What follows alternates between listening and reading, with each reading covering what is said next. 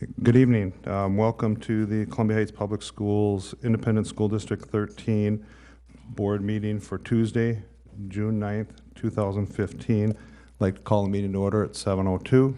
And if you would please rise for the Pledge of Allegiance. I pledge allegiance to the flag of the United States of America and to the republic for which it stands, one nation, under God, indivisible, with liberty and justice for all.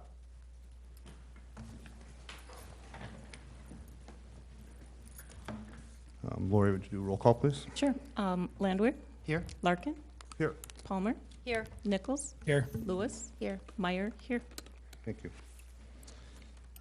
Columbia Heights School District mission statement. Columbia Heights Public Schools creates worlds of opportunity for every learner in partnership with supportive small-town communities by challenging all to discover their talents, unleash their potential, and develop tools for lifelong success. Our core values are community, excellence, collaboration, integrity, respect, courage, and innovation. Next up on the agenda is agenda approval, adjustments, announcements, and correspondence. We're looking for an approval of the agenda. I would need a motion for that, please. I'll move that forward. First, could I speak on that before we approve it? Sure. I was wondering if we could amend the agenda, and I see that Representative Carolyn Lane's here from, she'd like to speak in front of the school board. I was wondering if we could put it like right before we talked about the new playground. Is that a question or a motion? A motion.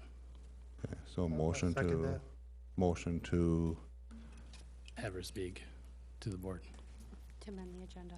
to amend to the agenda. amended agenda. So the motion is to add her to the agenda, correct? Yes, sir. As, Speaking to the board as who? as Representative Carolyn Lane. Okay, thank you. And it would be regarding the playground? The playground. Okay, so there's a motion and you seconded it, Ted? Okay, thank you. And discussion.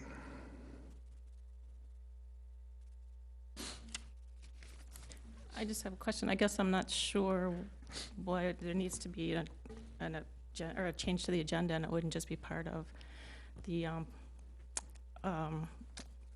public part to speak. So is there something specific that we? The communication to the board, you mean? That's, yes, thank you. Okay. Well, I guess I have discussion, and I'll share what I have to say, and then we can continue the discussion from there. But I'll start by saying it is an unusual request to change an agenda or add something last minute as a board. I mean, personally, I think we've worked pretty hard to make sure that we post meetings, make sure that we follow our agenda, in an attempt to not only keep the community informed as to what we're going to be discussing, but as well as maintain an efficient meeting. I guess the question I have is why we're adding someone to the agenda. I mean, would we do that for anybody that asks us to? And all due respect, Representative, are we making an exception? Are we suggesting this because of the status of the individual? And is this a can of worms or something that down the road, we need to look at doing? And maybe it's something that we want to do all the time. I don't know, but that's, I think, questions that we have to ask in response to Lori's question. I've had an opportunity to speak with Representative Lane a couple times in the last just over a week, the most recently being last night, in a conversation and a request for this. And at the time I told her that if she had things that she wanted to move forward or come and talk about, she could do it in the community forum, that we have the playground is an information item tonight, and that, and if I understand correctly, there's the purpose of her wanting to talk is a suggestion that there's a need for facilitation to make decisions, to move forward, a mediation style type of a thing. And I explained to her that this is just my opinion, but something I want to share with the group is there's an opportunity to speak as any other equal community member. We have our discussion, information items, and then if we as a board feel that we need to move forward with something like that, the suggestion that I made to Representative Lane is that if we feel that there's a need for a greater discussion, we could, in fact, invite her back to a work session where we would have opportunity to hear the information, digest the information, and then make decisions. That's if, as the board as a whole, we decide that there's even a need for that. So I guess my personal thought on this is that from a procedural standpoint, breaking from what we normally do or varying from what we normally do as far as following a legally posted agenda, that given that there's another opportunity or venue for conversation, we still, as a board, have to have, are going to have additional conversation about the whole playground situation. And then, is it more appropriate that we bring it back, to a work session if the board decides that we need that? So I guess that's some initial thoughts for me. Some concerns I have is varying from what we normally do, and are we going to open that door for everyone? And just thoughts as we move forward to decide what we want to do about adding it or amending our agenda. And I would welcome any and all conversation or discussion from that. I spoke with Representative Carolyn Lane last night, and I'm sorry, she attempted to call me last night, and I followed up and spoke with her a little bit briefly today. And with all due respect, I do have a little bit of concern about any citizen being able to do that and modify the agenda at the last minute like this. And I think that there is a proper procedure in place, and I think that it would be very appropriate to put this out to the work session if we agree, because we do have the forum for her to be able to speak here this evening. I would just say there's a difference between a work session and a school board meeting. This meeting is televised. The public, it's more accessible to the public to hear the concerns. And just because we allow Representative Lane to speak doesn't mean we have to open it up to everybody. It's our decision as a board, the way we handle these situations in the future. And I would respectfully disagree that someone sitting in the audience or watching this might say that, is there, and again, please, no disrespect, but are we reacting differently because the status is that she's an elected official, and and not to steal her thunder, but I think what she wants to talk about is recommending is something that I don't know that the board is at that point. Suggesting that we need to be third-party facilitation for, decisions moving forward with the playground and the site itself. Last meeting that I attended, we had given staff the approval to move forward with the proposal that they had gave us. There were some concerns and things that were expressed, so this was brought back again for additional information, and certainly for an opportunity if someone wants to speak in a community forum to express their concerns. But automatically open up a dialogue about an offer of a service that, as a board, we haven't even, in my mind, come to a decision that we need. And that's why, again, in my presentation to Representative Lane, when I talked to her last night, is please come and share what, your thoughts on what you think we need to do moving forward. As a board, let's have a conversation based on the information items that we have, understanding that that's something that's out there and available, and if we decide that's what we want to do, then bring it forward later, versus having an item added to the agenda that is something that I guess I don't feel like we've come to that point where, and maybe after our discussions tonight, after we talk about the playground, we may be at that point where, we're at this standstill, we're at this crossroads. How do we move forward? And then maybe that's something that we need to do. But I think that's for the board to decide whether or not we need to do something like that moving forward. So, but going back to your original statement, Ted, and I respectfully disagree. I think that if we start picking and choosing, this person's okay tonight, and then next week it's going to be someone else because of a special circumstance, I think that we're walking a thin line of yes, we have that right as a board, and just shortly here, we'll be making that decision, and as a whole, that's what we'll do moving forward, but at least consider that there's, again, it's just my opinion, I think Molly echoed it, but that I just don't know that it's a good precedence to set, is my personal opinion.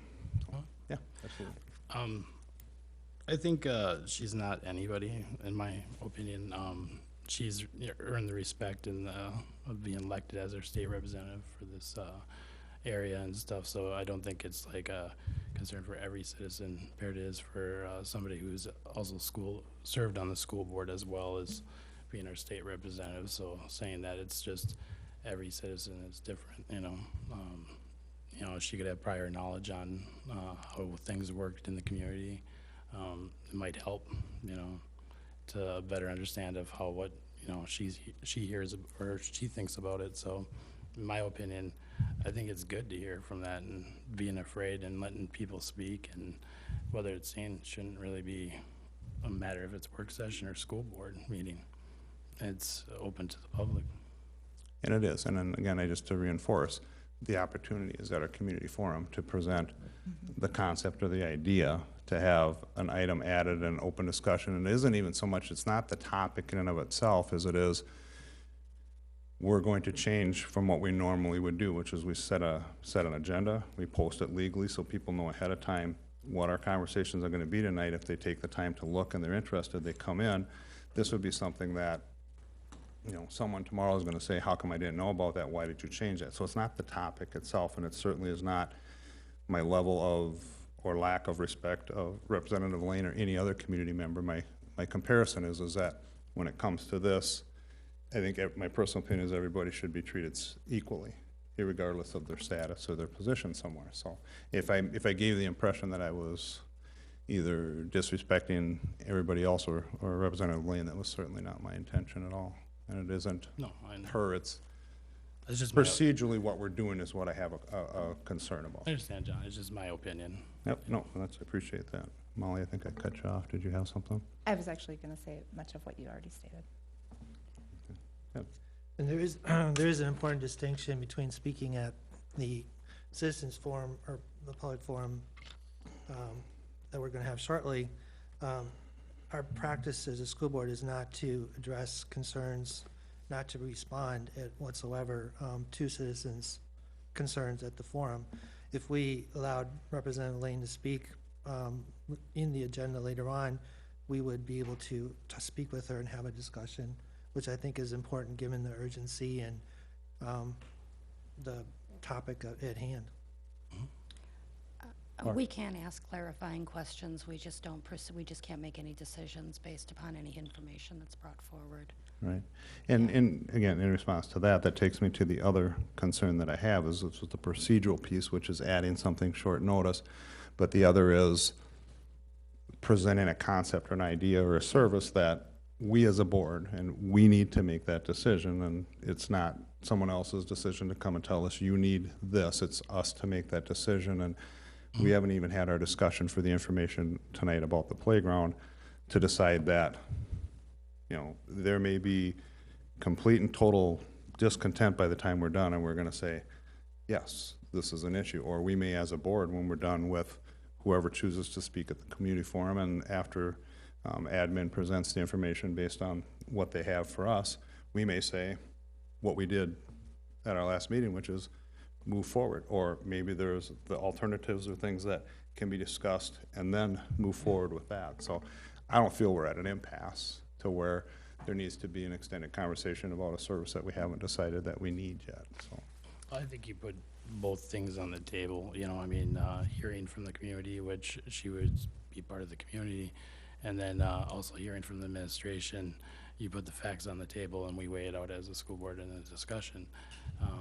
I understand about the fact is about, administration presenting things and stuff, but I would think we should give ample opportunity to the community also to speak. I would agree with that. I'll comment after Laura.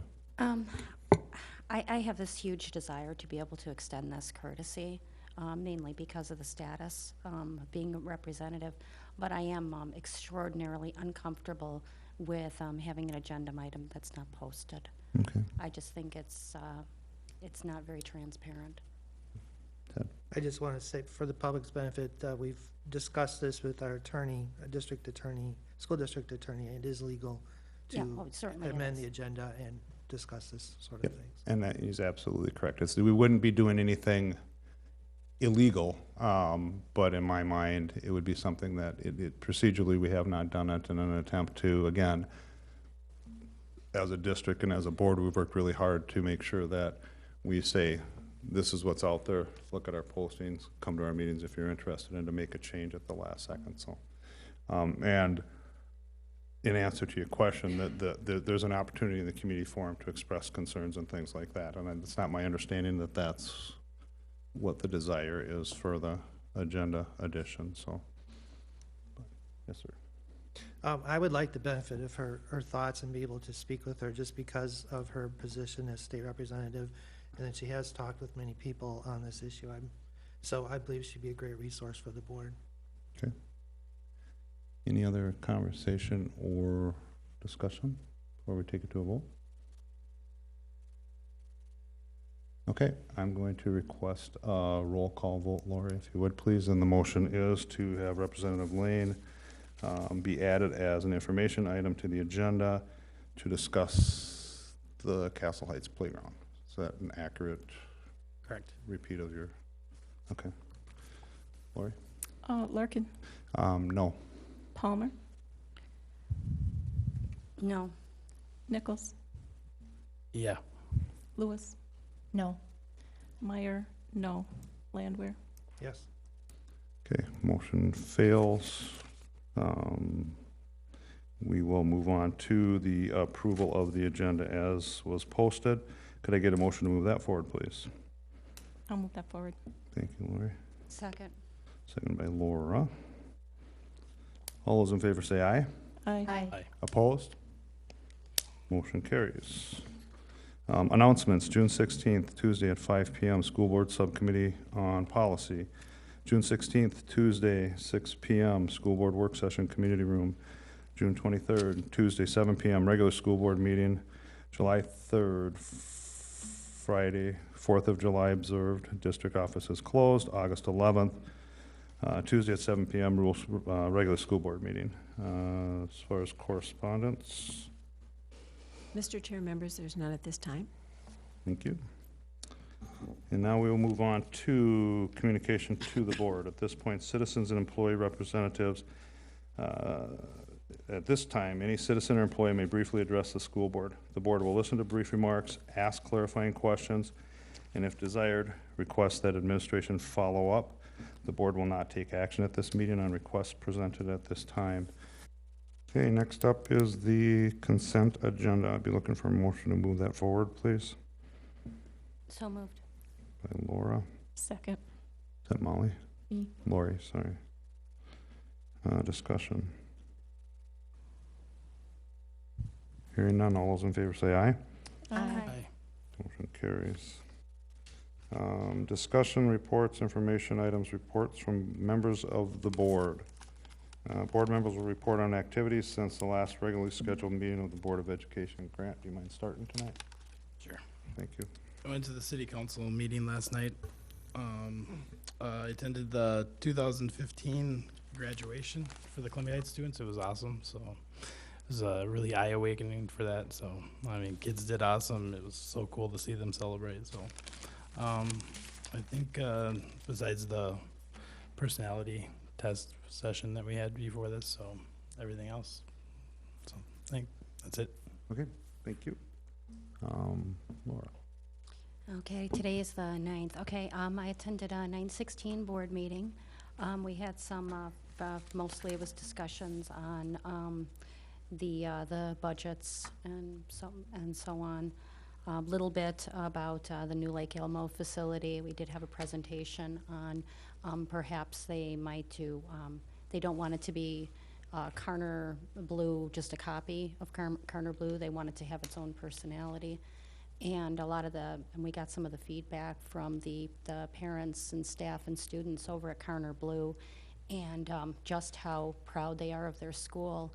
And one of the takeaways from that meeting that I got was how these students are often in programs in somebody else's school. So it was really special for them to have their own school and their own identity.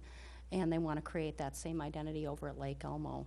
But they do want to create more lighting, so it'll be shaped a little bit different and more color. They said that the subdued colors over at Kerner Blue they wanted more stimulation, which I thought was interesting.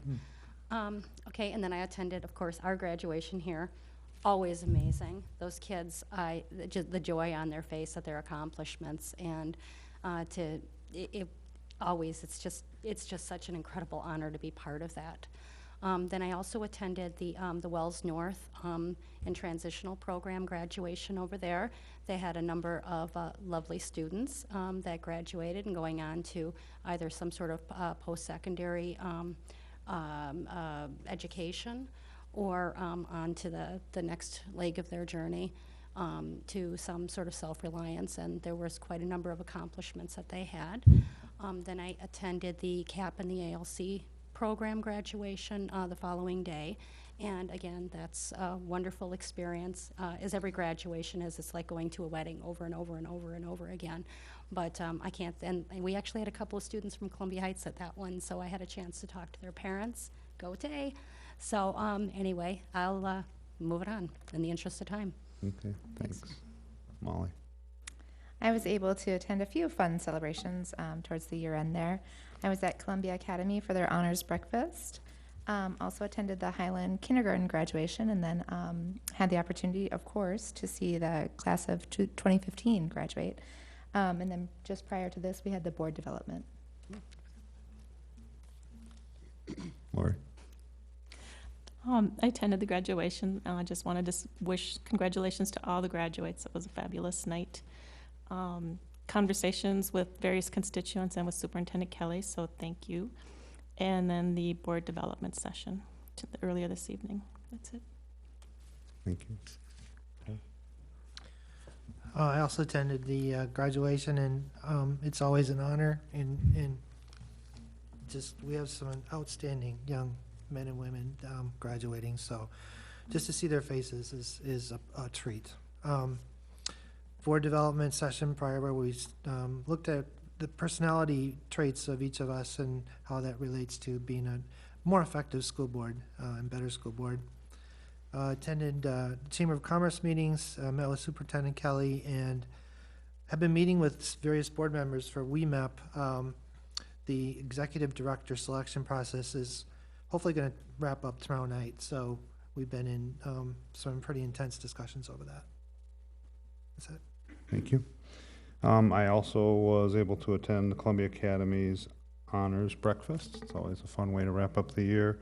Commencement, I can only echo what everybody else said. It's probably the funnest day of being a board member. And it was a beautiful night to boot. And then I also was involved with the professional development that Ted and others alluded to, and keeping in mind, as we had kind of talked about in our development, just a reminder to us, are we looking at more of or less of right now? So with that, Superintendent's report. Mr. Chair, members, VH1 Save the Music Foundation, which has supported our instrumental music band Rebirth, came out for their annual audit. And the good news is that we passed again this year. The Comptroller and Chief Auditor came out, visited all the schools, and in addition to that, she brought to our schools 2 performing artists, Nico and Vince, who are in the top 40 of charts for their new songs, and it was really great. They were performing at the Varsity Theater in the evening, and the 2 performing artists came over and spoke to our band and choir students, 612, and they really had a great message. They talked about their own aspirations when they were the age of the students in front of them, and then they talked about the importance of music education, and they also talked about what it was like growing up being black males in Norway. And one of the takeaways that they gave for our children was to cherish the diversity that they saw in the audience in front of them, because it was unique. And to sit by someone different at lunch, because we can be we can value their uniquenesses and see strengths in their differences. And besides that, I think the students really enjoyed them because they all wanted to have little pictures with them afterwards, so it was great. So thank you to VH1 on both accounts. I did attend the AMSD Board of Directors meeting and heard from Speaker Tom Melcher, who does a lot in the world of finance. He's kind of the guru of how things roll out of the legislature. And at that time, he was only predicting what might happen because we are still in the process of waiting for special session and finding out what the actual terms of the legislation will be. I did meet with Superintendent Connie Hayes from 916 regarding Capitol View construction project and possibly some more collaborations with the District Management Council and technology consolidations around technology, and then some staff concerns. And I met with her separately because, as Ted alluded to earlier, I was at the WEMAP interviews for the executive director and had to miss the last superintendent's meeting, so very informative. We had an organizational meeting with the teachers of Local 710 on negotiations, but this too has been put on pause because we're waiting for to see what our formula will be for next year and see what the legislature actually puts into the education bill. District administration did meet with city officials regarding the Farm to School initiative and issues of Castle Heights and the new playground. And I also, as Representative Lane mentioned earlier, met with Representative Lane regarding issues and concerns about Castle Heights and the community engagement around that topic and others. I attended the graduation along with everybody else, and congratulations to the graduates, but I would like to say a big thank you to all of the parents who put on the all-night party, because they're kind of the unsung heroes that keep the children safe after graduation and give them a chance to sign yearbooks, have a last communication with friends before everybody breaks for the summer. And I think what's really unique in this community is that the police and fire escort our graduates down to Mersion Hall. And that, on behalf of the high school administration and myself, I'd like to say thank you to the city, because that's not done in other cities. It's one of the Heights pride things that I think make us very unique. And as I stood as the last trucks rolled out with the kids, with Molly and Grant and the administration, they were thrilled that they were being escorted, and I was thrilled watching it all, so thank you for that. And then we did go down to City Hall last night with a group of kids to thank the city officially and give them a plaque for their support of the New York City summer seminar, study seminar. And Louis Karchi and Justin Larkin and Diane Scully and Principal Dan Roboleski did a great job of, in a nutshell, talking about what it meant from their perspectives for our students to experience that. So it's see, do, and learn. And so that is, I just want to thank all the school board members for all the conversations that we've had with one another over the last couple of weeks and the emails. That's it for me. Thank you. Moving on, next up on the agenda is the playgrounds update. The board will be presented with additional information on the playground project. Bill Holmgren, Kristen, Nicole, Michelle.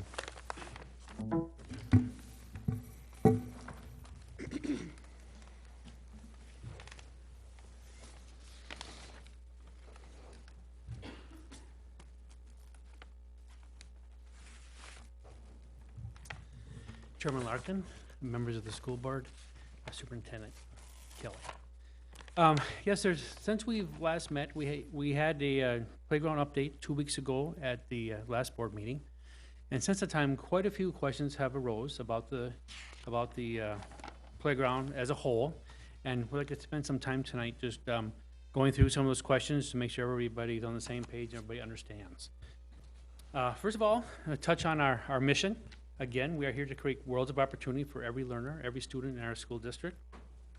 And we look at our core values, and we're talking specifically tonight, we're really looking at excellence. We want a safe, great place for our students to have play. And of course, it's about integrity this evening. So I'm just gonna go through some of the questions. Some of this information was put out to board members over the weekend, but just for the public to see the things that we've been talking about, that's what we want to run through tonight. So, what are the legal governance and policy questions regarding the need for a new playground structure? And as school board members and administration, there's an obligation to ensure that school district buildings, grounds, and programs are safe for all to use. And of course, the Castle Heights fits under the grounds piece of that. What are the legal governance and policy questions regarding the need for new playground structure? Continued. Under Minnesota Statute 123B02, that statute creates a legal responsibility in the school district to manage the general business of the school district, including school building, grounds, and programs. And Minnesota Statute number 123B.25 creates a legal obligation for the school district to defend against injuries. And then, of course, we have our safety and health and safety policy, number 807. The purpose of this policy is to promote health and safety and reduce injuries throughout the school district. Columbia Heights Public Schools Policy 807 leaves the district with no option but not to allow unsafe equipment to exist in the school district. And in the event of an accident or near miss, the school district shall promptly cause an accident investigation to be conducted in order to determine the cause of the incident and to take action to prevent similar incidents. When we look at our policy 807, there's two general statements. General statement A, protect employees, students, volunteers, and members of the general public. And two, school district employees have the responsibility for maintaining a safe and healthy environment. And then if you look farther into that policy, under programs and plans, we have a very long list of different programs and plans that we work on with our health and safety. But number 28 specifically covers our playground. And then under School District Policy 807, Castle Heights playground equipment is no longer safe, and therefore it is irresponsible to allow continued use of unsafe equipment. What are the liability issues when we look at, in regards to Columbia Heights?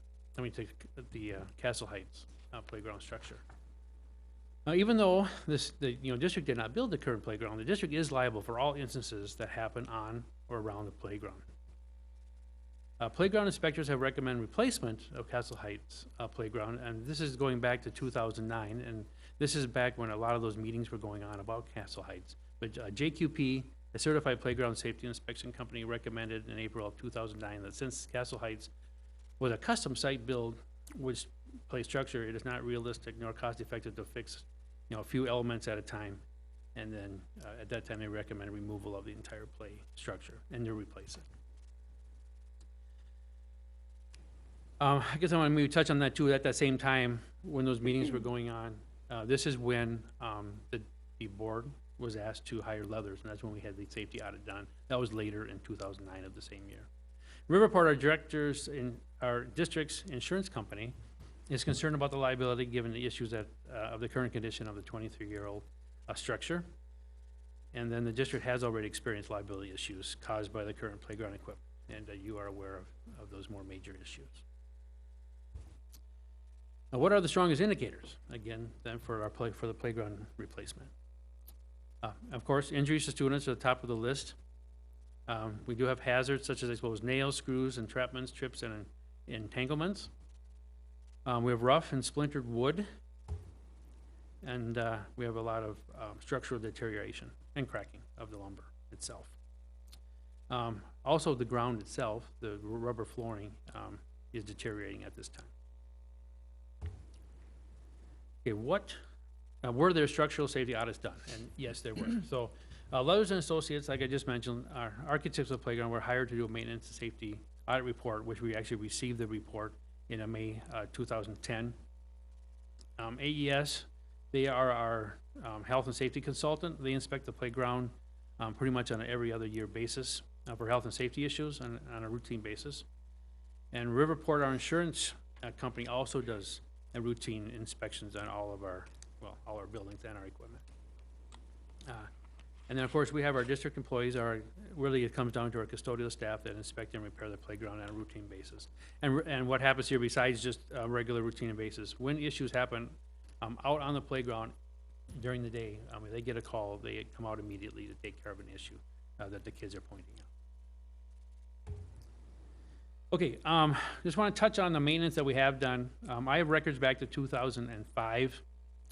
In 2005, we did seal the playground for a cost of $2,700. And I want to apologize at the public meeting we had 2 weeks ago, and the day after our board meeting, we had a public meeting on Castle Heights. And at that meeting, I said that we sealed the playground every year, and that was I misspoke.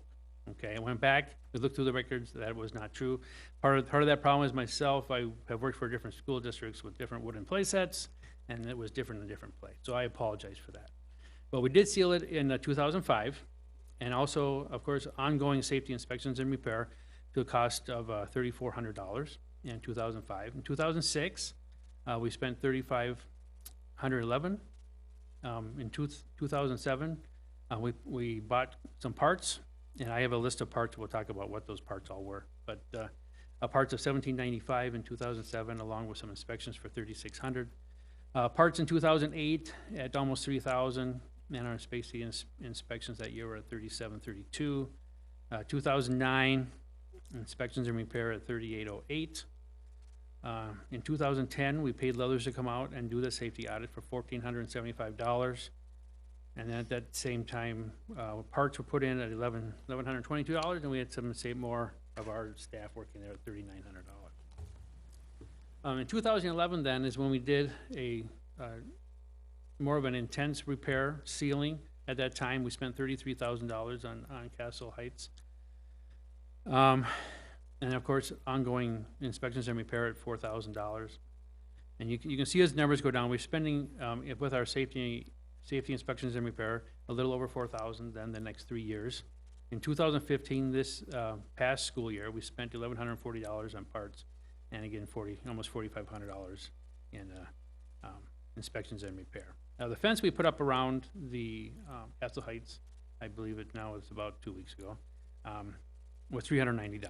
The plastic fence we put up, that was that was destroyed. But you can see we spent $88,000 then since 2005, so a little over 10 years. We have spent $88,000. We were planning to seal it at this. It's on the schedule to be sealed, and you can see how prices have gone up. The bid we had for sealing this year is $8,000. And then when we talk about the parts that were added on over those 12 years, we have new seats, shackles, surface repair we've done in time to time. We get the larger cracks in the flooring, a new tire swing, rubber boot slides, slide mats, swing mats, new slat replacement. Of course, we did the Trex overlay. That was a recommendation by Leathers himself to do it that way. New table legs, and of course, timbers that need to be replaced. So what have we done, or are we doing, to secure the playground from future liability? Of course, we put the fence up trying to deter use. That was destroyed in 2 days. We got a cost to put up a chain link fence to have people students not playing in there, and then we have a cost of that of $3,000. And then, of course, at this point, we have a playground removal cost of $18,280. We have ongoing supervision, or kind of upgraded our supervision, actually watching the security cameras a little more so we can have a better idea what's happening out there. Okay, what is the life expectancy of a Leathers wooden playset? Now, that was mentioned earlier today. It is, according to Leathers, it's 20 to 25 years. And the life expectancy of a Leathers and Associates playground without proper maintenance is reduced by half. So only 12 years. So Castle Heights is 23 years old, substantiating the fact the playset has reached its life of expectancy. And as mentioned earlier tonight, I received a letter from Leathers today. And their estimate to rebuild a playground just like what's out there is somewhere between $200,000 and $250,000. And then $100,000 for safety surfacing, just like what's out there, the rubber floor. The estimate we had received from our local people for that floor was quite a bit higher than that. But I know they haven't saw it, so these are definitely big round numbers. The thing to assume with this, of course, there's no labor included to take down or install the new playset. So this would have to be taken into account.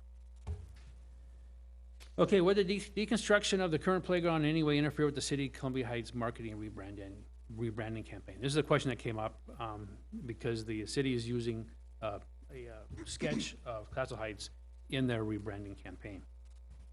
School district administration, while meeting with the mayor, city manager, and city staff, were assured that this action would not hinder the marketing and rebranding campaign.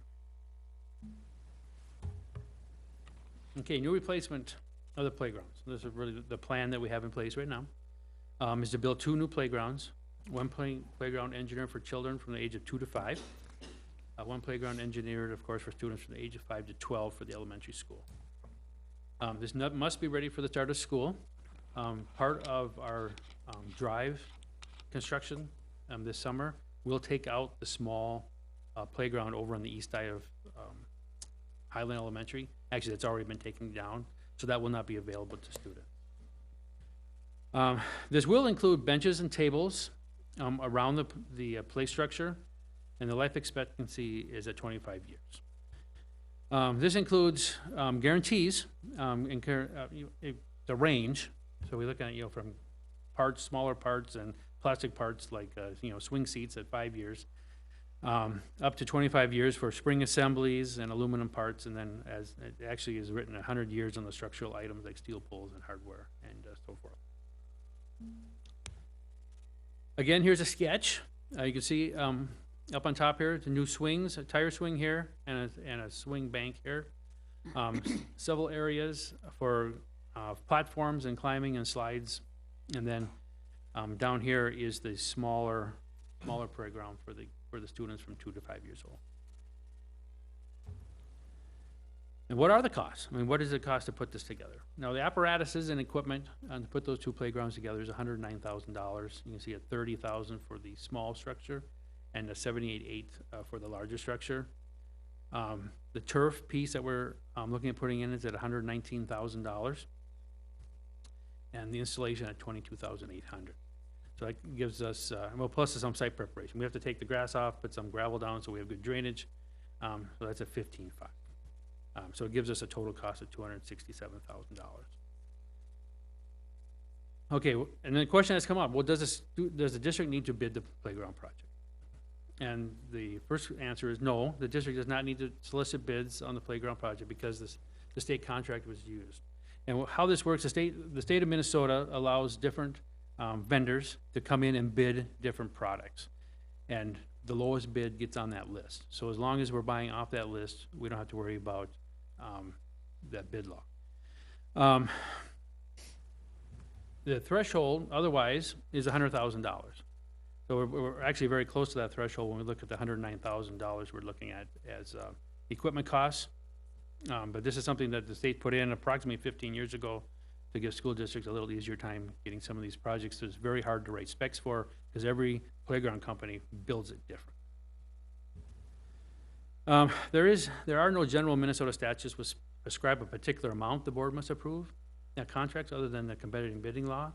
And you can see that how we did this year with our large drive change. I mean, we did go through a bidding process and you all took action on that because it was over 100,000. Administration is authorized to lease, purchase, and contract for goods and services within the budget, having general spending authority based upon the school board approved annual budget. Timing. Now, due to the need for additional and different playground spaces for both Highland Elementary and the Family Center students, it would not be recommended to postpone the construction of the 2 playgrounds. If material does not arrive on time and construction does not begin on the new playgrounds, there will not be any playgrounds available for our students. And 600 plus between Highland, which is around 550, and of course the smaller students over the Family Center. Okay, is there another possibility for Castle Heights structure? The district administration would like to present the following possibilities to the school board. First, we'd like to move the playgrounds further to the east, so it doesn't go directly on the site that Castle Heights is on. Keep the northern facade of Castle Heights for a span of approximately 50 feet, so that would keep the towers on the front entrance in place along with some of the fencing just on each end of that. Of course, remove the unstable safety surfacing and remaining playground structure behind that facade. And then create a green space that could include, but not be limited to, an outdoor classroom or performance art space behind that entrance. So, as it would come up, it would turn into a green space, and I think it gives a lot of possibilities of some pieces to put behind that. While financing for the facade could possibly be found within the school district budget, anything additional would need to be done at a later time or with collaborative partners. The facade would still, of course, be the original wood, and I guess we might get a statement that it won't last indefinitely. There still will be a limited time frame that it would be. And that's all I have for you this evening. I'm hoping that we're covering the questions that were brought up. Okay, at this point, I would absolutely like to open up any and all discussion among the board members, prefacing by saying that the last time that we met, we gave administration the go-ahead for the original plan, being presented with an option. So discussion, conversation, and questions, this is definitely a good time to have that. So we got fingers all over. Laura. You go first. Did I get to go first? Awesome. I love the idea of maybe the facade, but what would we be doing? I mean, if you're looking at just part of that structure, how safe are we looking at? Because that would have to have all sorts of reinforcement and. Yeah, the company that we brought in to look at that. The middle of the facade, I don't think there's going to be a problem. The two towers are going to be able to be saved relatively easily. When they come to start dismantling, we'll have to look at the pieces a little wider.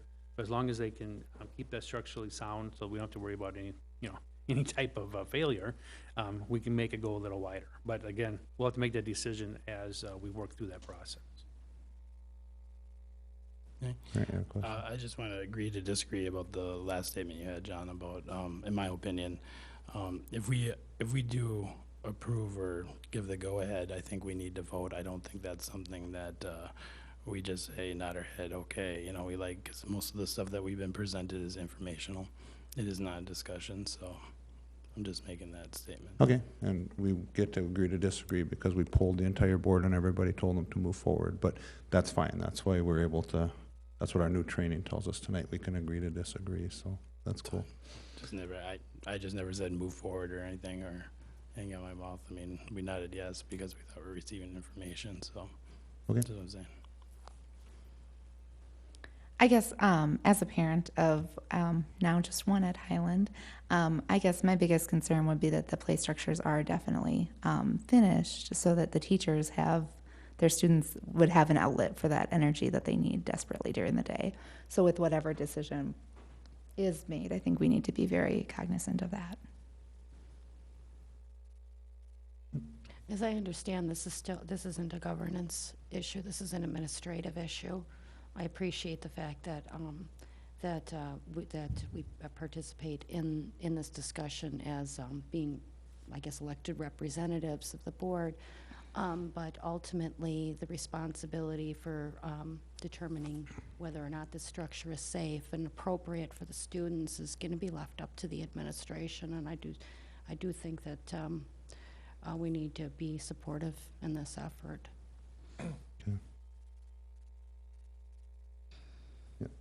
I just want a question on the cost that you went through. Did that include labor as well? Yes. To upgrade? Labor was to include in the total, the preparation of the site, the labor to put up the playset, the new flooring, and the playset itself was all included in the price. I'm sorry, what I meant was the what's gone into Castle Heights so far, the maintenance and the parts. Did that include labor to Yes. upgrade it? Yes, it Or did. maintain it? Okay. Yes, it did. I also want to agree with Member Nichols. We have not taken a vote on this. I want the public to be very clear. You can check the minutes. We have not voted as a school board on whether this should go forward or not. So I want to make that clear. Yep. And as Member Palmer stated, it's not something that the board is required to vote on. It's Even so, we haven't voted on it, right? that's an Would you agree? accurate statement. We have not voted on it. Thank you. That's my Yeah. point. Okay.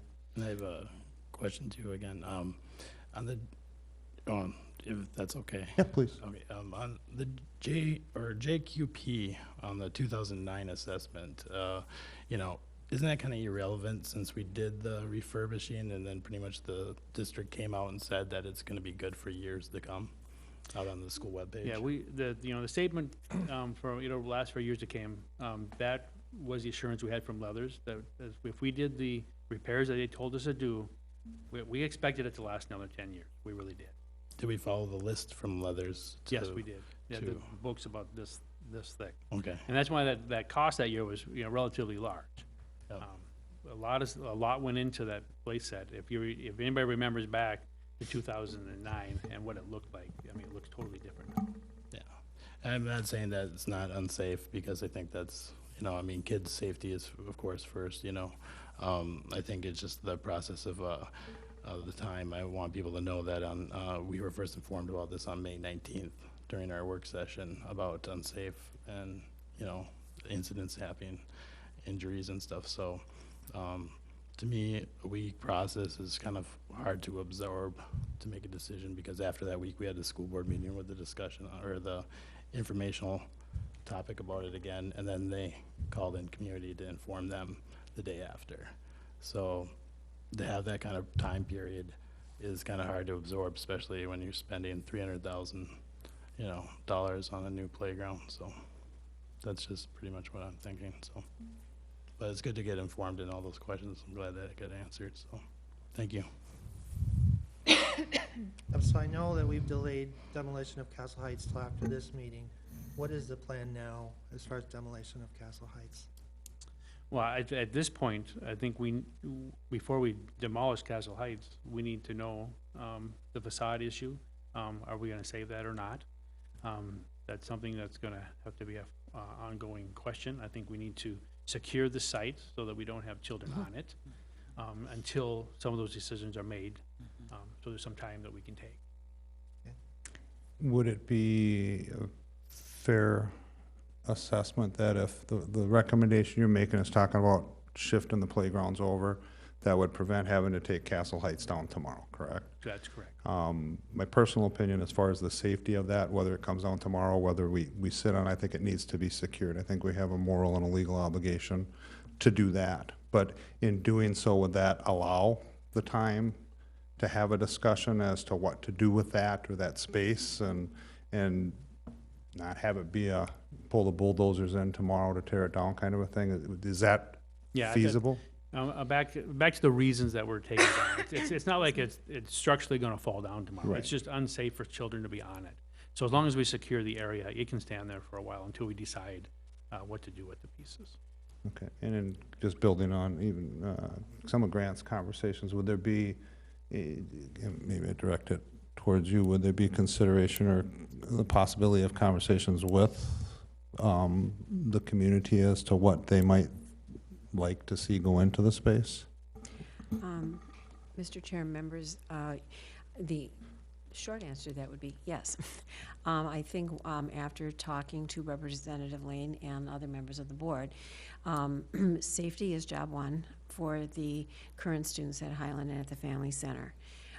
If we do spend $3,000 on the chain link fence, and hopefully people respect that, we have some assurances that we would have the gift of time, as I would like to say it, to consider other kinds of conversations with the community, both on what the green space might become, either on our own, which would be minimal, or with other collaborative partners and receive input.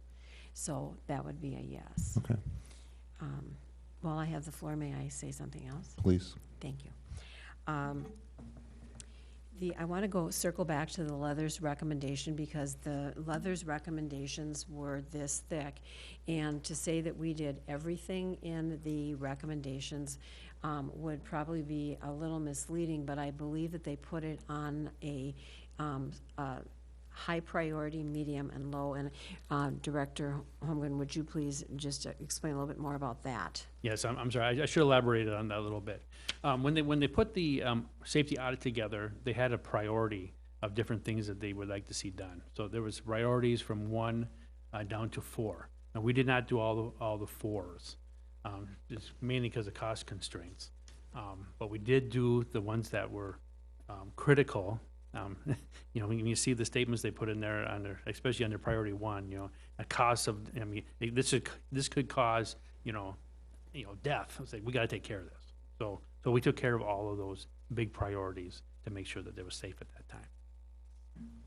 And then one further thing while we're on safety, if I might, Director Hollaby, would you mind, because you do supervise the healthcare staff and the nurses, would you mind commenting on the safety from the data perspective? Right. So the reason it was brought with urgency a month ago is we had 1 out of 2 of the worst cases of that the playground equipment caused a severe injury to a child. So since I collected the data from Highland and sorted through it, because as you can imagine, health reports from everything from my banged my head on the pole to I tripped over a shoelace regarding the playground were disregarded, obviously. So we looked through from 2003 until today, until it was closed off, what kinds of injuries were caused by the playground equipment.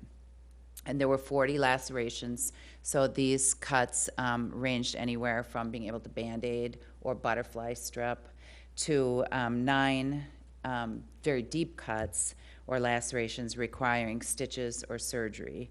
Out of those 9, there were 3 ER visits, 2 surgeries, and a subsequent follow-up plastic surgery, and probably future plastic surgery for that student. As well as the latest one was an extremely large piece of wood broke off from the equipment and impaled through the child's hand.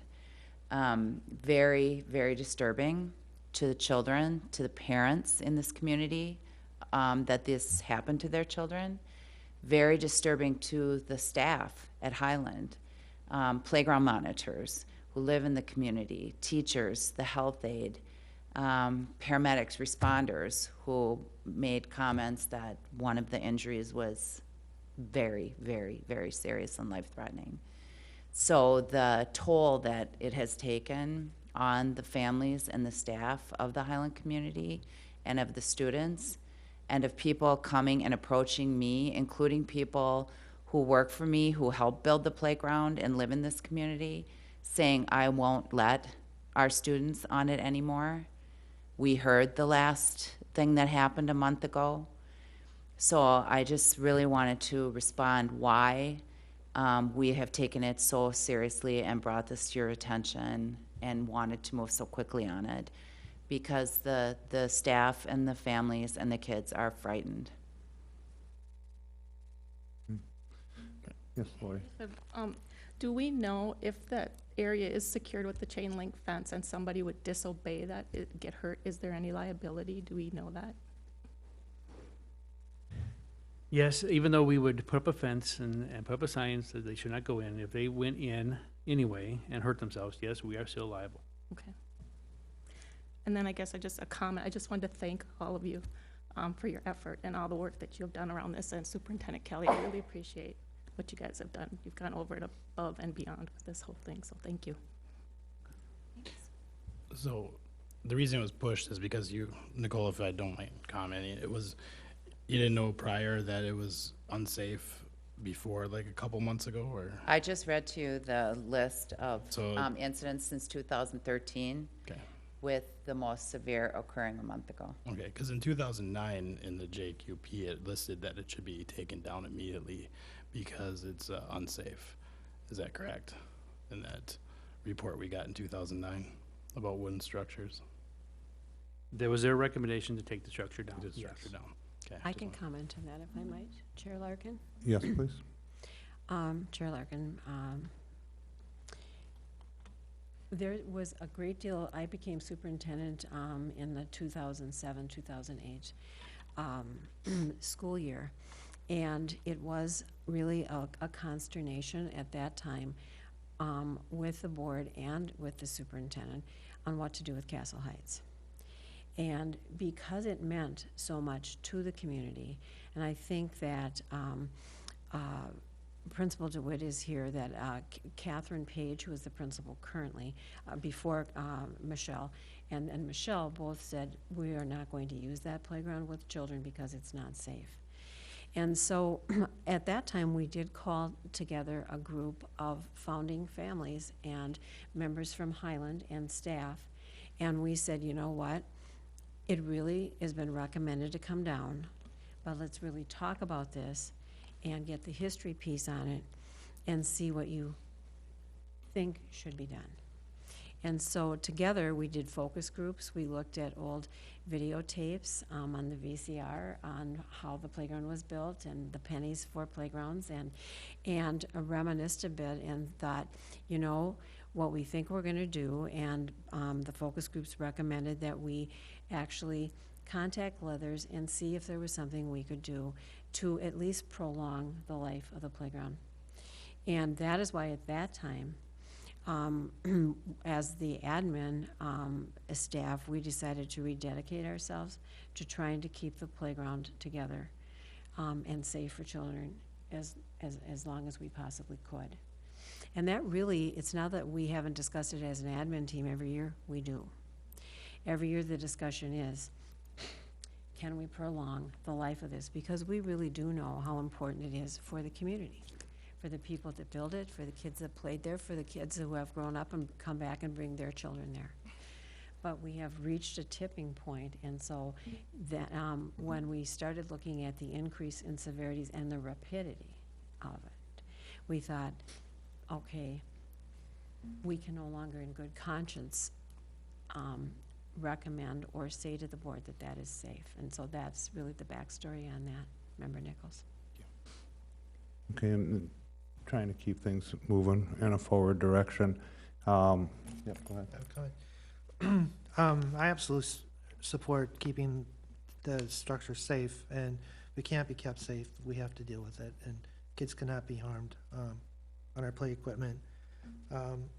Would delaying, if we had a community discussion on this, say, as Representative Lane proposed, and we delayed 2 weeks before it was, we decided anything to do with Castle Heights, would that delay the new playgrounds? Would that delay cause us to be off schedule where it would be, we wouldn't have a playground in No. in the fall? By delaying the demolition of Castle Heights will not stop the new playground going up. Okay. Providing we move the playground over. Oh, providing we put it in the new location, Yes. yes. Yes, Okay, so we would be committing to moving it. yes, At that east.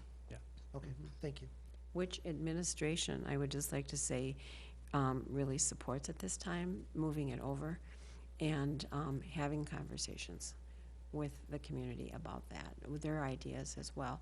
Plus, we would have to find some collaborative partners. So really the restoration of whatever goes on out there may take longer than we think, which brings us back to the chain link fence question as well.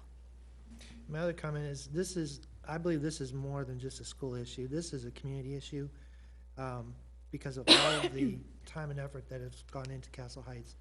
I think this should be something that the school board decides. I know it's not, it is an administrative decision, but because it is such a strong community element, I believe the school board should be weighing in on this as well. Chair Larkin, I have a point of clarification. Mm-hmm. Is that on the moving of the new playground and the construction of the new playground over, or on the disposition of Castle Heights? I believe both. I believe we should take a formal vote on both. That's my opinion. Okay, and that's fine. And it's a night of agree to disagree, I guess. You know, as was stated in the presentation, this does not require the board to vote. This is tonight, and whatever, again, and I said this from the beginning, I shared this the other night with Representative Lane, is whatever the board decides to do moving forward, we do it as a whole and we do it as one, whether it's a unanimous decision or not. But hang on just 1 second, please. I guess if I understand correctly, the current plan / recommendation of administration is to shift the playgrounds. Maybe back up. First and foremost, secure Castle Heights so that we're not openly or admittedly allowing people to play on a structure that carries some significant risk of injury. Okay, and before I move forward, does anybody feel like that's something that should not Well- take place? Moving? No, securing it, the proper, No, like, yeah, that has to. like last week, securing it like they tried to with the orange fencing, and the suggestion is the chain link fencing, if I'm understanding it correctly. Can I ask a clarifying question about Yes, that, though? please. How long would it take to get that chain link fence put up? Would it be, Oh, probably only one day. Okay. We actually have talked to a company that's willing to put it up, so it's not like, we don't have to wait 2 weeks or anything. I had a question. How big will it be? It'll be actually a 7-foot fence. We really thought about that because we're looking at just a construction fence because of the less cost, because it's going to be temporary, not going to be forever. So most of the fences out there are only 6 foot, but we really felt the 6 foot wasn't going to be high enough to keep the kids out. So it will be 7 feet. I just have a question, or maybe get your opinion. It seems like actually moving the playgrounds further over closer to Highland would actually be a really good idea. It seems like a long distance for some of the little ones to go trudging across the fields. So I've just clarificate. I mean, it seems like that's a better plan. right, thank you, Member Palmer. That was a recommendation from Highland so that we can use the appropriate door out of the cafeteria to get the kids to the playground timely with the supervision that we have. It does improve our supervision.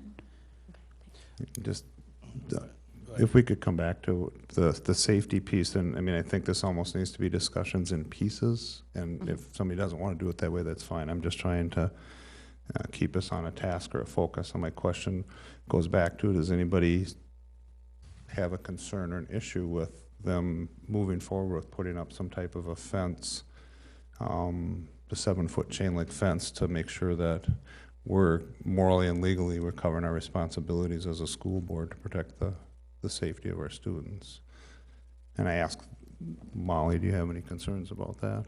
Doing something with the fencing? I'm going to go all the way around, so. No, I think the fence should be put up. Okay. Lori, your thoughts on the fencing? Yeah, I agree with Molly. I have no issue, and I would agree that we need to secure that area as best we can. So. Okay. Ted, your thoughts on the fencing? I agree we should secure it, but I have a concern about this whole process. This is not official. There's no motion on the table. Yeah, this is not our a rules. school board action. We can't do it this way. This doesn't need to be a school board action. Okay, but what's the point? This is an administrative decision, not, If we go Exactly. around, unless there's a motion on the table, point of order. Unless there's a motion on the table, this is not school board action. Okay, so I can't ask you what your thoughts are on a particular topic, I and you can, I can just don't answer? want our responses to be misinterpreted as school board I action. would not misinterpret you saying that you think it's safe to secure the fencing as anything other than just that. Okay. So, and anybody else have any concerns about securing the playground? I'm glad we're looking at a 7-foot fence, because my concern was that it was going to be a 4-foot fence, and that was only going to be just a minor barrier. Grant? Any- I'm going to say no comment because I'm not going to take any accountability on myself for this. I mean, if this is going to be administration decision, then they can stay with that. Okay. That's their decision, not ours. Okay. So after discussion regarding the security and the safety of it, I guess I'd like to take it back to the moving forward thoughts and ideas, I guess, from the board about directions. What I hear on the table is, not on the table, not officially, but here, the conversation I'm hearing right now is sliding the playground to the east, backing up, securing the Castle Heights, sliding the playground, and then one of the recommendation tonight is to keep the facade, the Castle Heights facade, and then have a discussion about what takes place with the space where Castle Heights is now. I mean, and thought on that, my personal thought on that, I like that, having an opportunity to have some conversations, and if nothing else, and I don't know who it was that said it, but alluded to being able to say the proper goodbye, if that's the way it is, so that people have a chance to be a part of that process, so. My thought is that Castle Heights should not be demolished until we have the community discussion, facilitated discussion. And at that point, evaluate what comes out of that discussion. And then have a vote by the school board. I agree with them, with Ted. That's interesting, since we just clarified that we can't make those kinds of decisions. I mean, we can't Well, if- okay the playground verbally. I don't know that we can make that decision either. I mean, If I'm, If there's a motion and a Yeah. second, we certainly can take action as a school board. we can vote on anything. MSBA said that. I have a point of personal privilege in that because MSBA will say that, but you have to also have the transparency that if in point of fact something is not on the agenda as an action item, it could be deemed in breach of the open meeting law because we haven't given proper notice to ensure that the public knows that we are in fact voting on something. And that they might have, by not knowing we weren't voting, and have missed this meeting. So it could be challenged for a violation of open meeting law without proper notice. And I just want to say that because as your superintendent, I want to make sure that in this particular instance that you know that. I would also like to say that as an administration, and I just want to say this very clearly, when you approve the budget in the general sense and give administration the authority to purchase, enter into contracts, and work on curriculum and staffing, that in the past, this has always been an issue of management.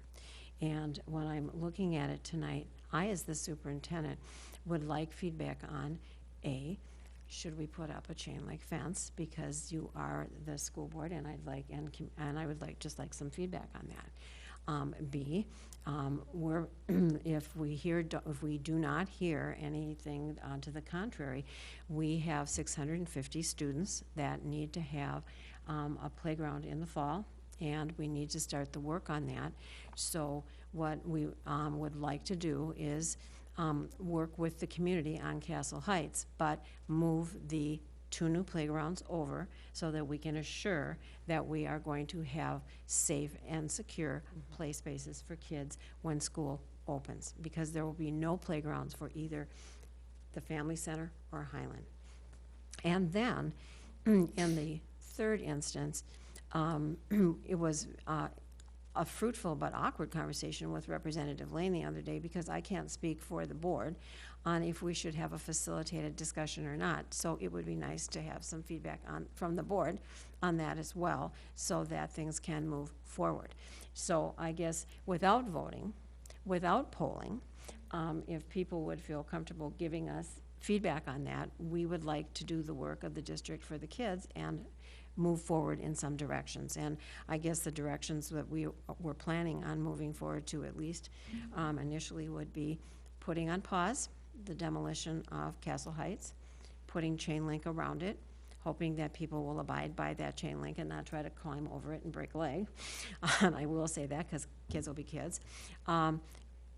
Giving instructions to our buildings and grounds people and to our construction folks that they may begin preparing the ground for the new playgrounds further to the east, and that the board might want to consider facilitated discussions in the future about Castle Heights, but not to wait forever, because even though we put chain link fence around it, we cannot guarantee that that liability does not exist. And I was just reading case law this last week, imagine that, and there was a case where chain link fence was up over permanent chain link fence was up around a field. A child had left his cell phone, climbed over the fence, broke his leg, sued the district, and won.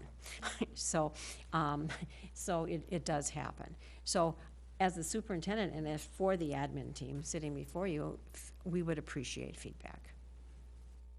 Can I go ahead and speak here? Absolutely. Please. Okay, a couple of different things. I guess I'm going to kind of checklist things the way that you talked about them. But first of all, I just want to share that as a board member, I do feel like the information was provided to me in a timely manner because it was 3 weeks ago that we heard about the information, the injury, the more serious injury, which my understanding was that it happened about a month ago, and it would have been probably in order of our next board meeting. So I do appreciate the thorough information that I feel like we've gotten. And also, just before I checklist everything, I do want to say a big thank you to Marcia and everyone that did provide that, that Castle Heights. It has provided a great legacy, I guess, is the best term that I could use for Columbia Heights. It was built at a time when we desperately needed something.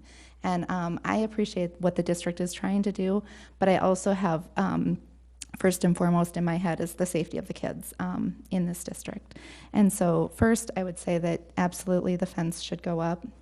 Second is to pause the demolition, then moving the play structure over so that we still for sure have something in the fall. And then having that facilitated discussion to see where we can move forward with the with that area. Not sure what you're referencing. The Castle Heights, The Castle Heights, facade. the facade area. Thank you. Lori, care to share any input or comments regarding the superintendent's request for? Yeah, I guess I pretty much concur with what Molly just said. I would agree with going forward with the chain link fence. I still have, some concern and reservation that it's going to, deter anyone from, getting in there. I mean, it's the best that we can do, but I still have concerns with the liability that does exist with that. I like the recommendation. I like to see us move forward with that. I appreciate take the administration taking the time to look at that option and present that to us. So I would like to see us, I would like to see go ahead with that. And as far as the facilitated discussion, I would like to see us do that too, if we could take that and then use that and discuss to do with the Castle Heights facade after that.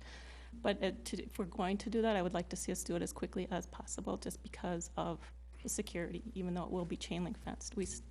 I'm still concerned about that. So that's my 2 cents. Member Lander, would you like to weigh in on the superintendent's request for information?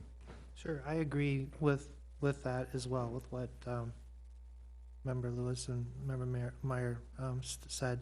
I would just add that I understand the facilitated discussion is not something the school district would sponsor. It's something the community would come from the community. So I think it makes sense to do that and to take the feedback, work with the community, and then have a vote on what the fate of Castle Heights should be. But I definitely do, like I asked Director Holmgren, I don't want the new playgrounds to be delayed. We do have to have a safe facility for our students to play on in the fall. Thank you, Ted. Member Palmer, would you like to weigh in on the superintendent's request for information? Or feedback, I guess it's Yes, called. we need to, and I'm hoping we can move forward very quickly on making sure that we do our best to secure the area so that it's not going to get at this point right now any better in there until we make some decisions on what we're going to do with the Castle Heights. We need to move the playgrounds over. I think that will benefit both the school and the Highland. Their playground closer. I mean, that would certainly be a good idea, and the family center, the playground maybe being located more closely off the back of that. I think that would be a good idea, and recreating green space around there I think is a wonderful idea. My head's just spinning with some possibilities. So other than that, I pretty much agree with everybody, and we just need to I think we all are heartbroken about the need to even be discussing this. And I think that's why this conversation, I think we're pretty much, from what I understand, it seems like everybody's in the same boat. We know what needs to be done, and we're just postponing it at this point. So I think we need to move on. Regarding her third one, I think you maybe have answered it, but your feedback on some type of facilitated discussion for the what happens with the Castle Heights structure. Yeah, I think that would be a lovely idea. I think if anything, just to all to get together and try to work through this process as a community. Okay. Member Nichols, would you care to provide feedback regarding the request for, Well, hearing from certain people in the community, I don't think it's really the fact that they're denying that it's unsafe. It's, you know, we all know that kids come first and safety is the first thing option. So I would be, you know, fine with moving it east. You know, my opinion on this, I think we could possibly move it east and then the new playground talking about, and then demolish the old original Castle Heights, then decide what we want to, you know, should do with that because of safety concerns. Anything that puts up a safety hazard on any kind of kid is pretty much unacceptable. So, I mean, even if you put up a chain fence, you know, the risk is there, you know, I mean, and, you know, like people were saying, safety is first and community is important, but that happens with discussion with them, not with, you know, thinking what's best for them. So, thank you. so your feedback on the That's three it. requests is we wouldn't put up a fence, they would just tear down Castle Heights, Yes, and your comfort level with moving it to the east yeah, would be there, moving the so. new one to the east. So that and then would, just deciding what to do with the green space when it's But still demolished. facilitate a conversation about what to do with the space where Castle Heights was, correct? Yeah, So, okay. that the community would have a discussion over the space. Okay. And I guess I'll weigh in as well. I think that the fence should be up, should have been up before, but I appreciate the having the conversations first and people able to be able to talk. Morally and legally, I think we have an obligation as a school board and a district.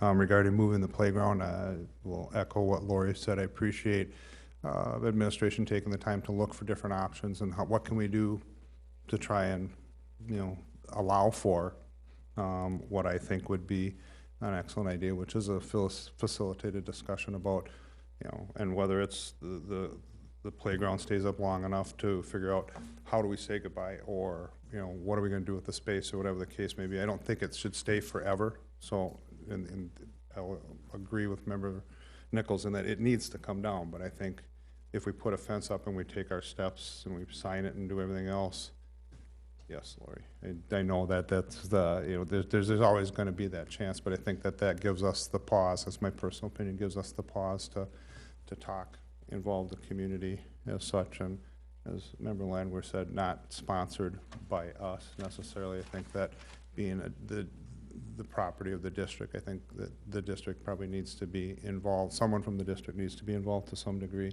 for input, but, so that would be, I guess, a response to your questions as far as feedback from the board members. Thank you. I'd like to thank the board. And so what I'm hearing in a general sense and where we will proceed then is we will fence the area. And hopefully that'll be more successful than the orange fence. We'll do the chain link, and that time will be the essence of that, so that no one really, when we've heightened the camera security back there too, so we'll just have to see how that works out. That we would move the Highland and Family Center playground to the east, begin construction on that, and with the board's permission, I would like to contact Representative Lane tomorrow and begin a conversation about how we can start down the path of a facilitated discussion. Is that all right? I would be okay Having with said that, then that's how we will proceed. Any other discussion before we move our next item? Just one other question. Would the 300,000 roughly for the new playground come from the levy money that No. was?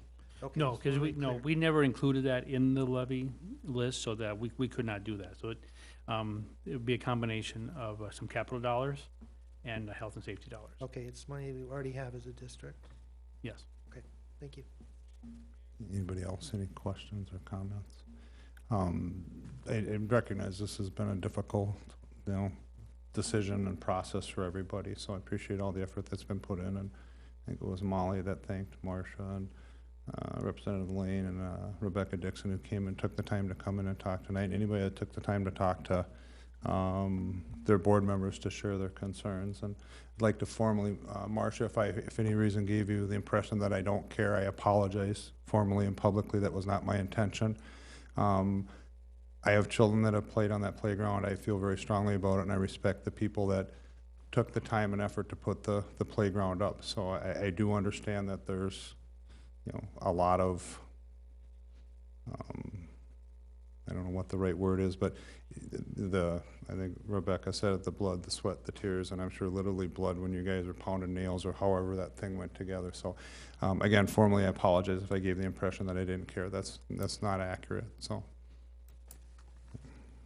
anything else on the playground update? Thank you, everyone. Thanks. Thank you. Next, K-12 student handbooks. Principal DeWitt, Moberg, John, sorry, I know. And just the two of you?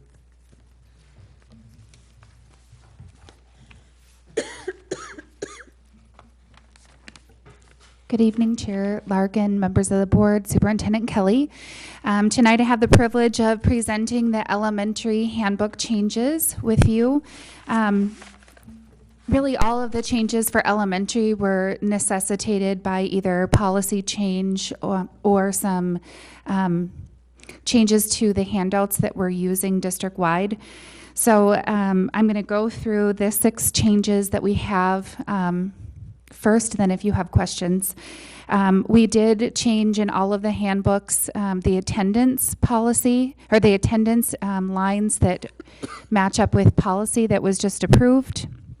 We removed the zero tolerance language. Keep going. The zero tolerance language from bullying as well as weapons, which is again in line with policy that was removed. We updated the media release language, so it's in line with the media release parent permission that we give out in the fall. We updated Title I to reflect the last time that the board approved the changes to Title I. We included a paragraph encouraging the use of School View for all of our families. And last, we made a slight adjustment to the Excel category to identify the new program at Highland, which would be a self-contained cluster classroom. So that language would just be specific to the Highland handbook, as we have some specific items, for example, the uniforms at Valley View. Questions or comments? Will we get a copy of this? The new student planner? When This is wrong. But you're asking for a the copy future- of the oh, student for the handbook? future- Well, yeah, for the student handbook, yeah. That's Like in the future. online, or how does that work? I mean, is that a, Online. We can certainly insert a paper copy if that's what you would like in the next superintendent's update. Yeah, if that's okay. That'd be perfect. Thank you. Good evening, Superintendent Kelly, Chair Larkin, school board members, and district staff. I'm here tonight representing the high school administrative team and teachers, just to go over some of the minor changes to echo what Principal DeWitt talked about here this evening. We put our planner together to go along with the mission statement of the school district, where we try to give the kids tools to keep using as a lifelong learner, to be working on organizing themselves and trying to keep moving forward in their process of becoming a young adult and setting them free into the world. And the biggest piece this year, we took a look at some of the collaboration. We're working with the district this year to have some of the theme of what the district has been doing with its media and its publicity releases to tie into our book, along with some of the pieces that we also have with our board pieces. So what I'm going to do tonight real quickly is just go over some of our handbook changes and updates, and then just to let you know also, it has been translated into Spanish as well for our Spanish-speaking community and students. This is what we estimate the front cover to look like. Been working with Director Mahan with the design of the front cover this year. So we're going along with the same theme of the school district for that. And the back cover still has the school district, or excuse me, the high school fight song, because it's a piece that we really value having the kids learn as part of our community. We will have inside of that, again this year, the calendar that is the district, the one that was approved back in March by the school board, along with the days of that is in it, with the teacher duty days and the student days, so the parents are informed of what that looks like. These are the sections that we're going to take a look at real briefly.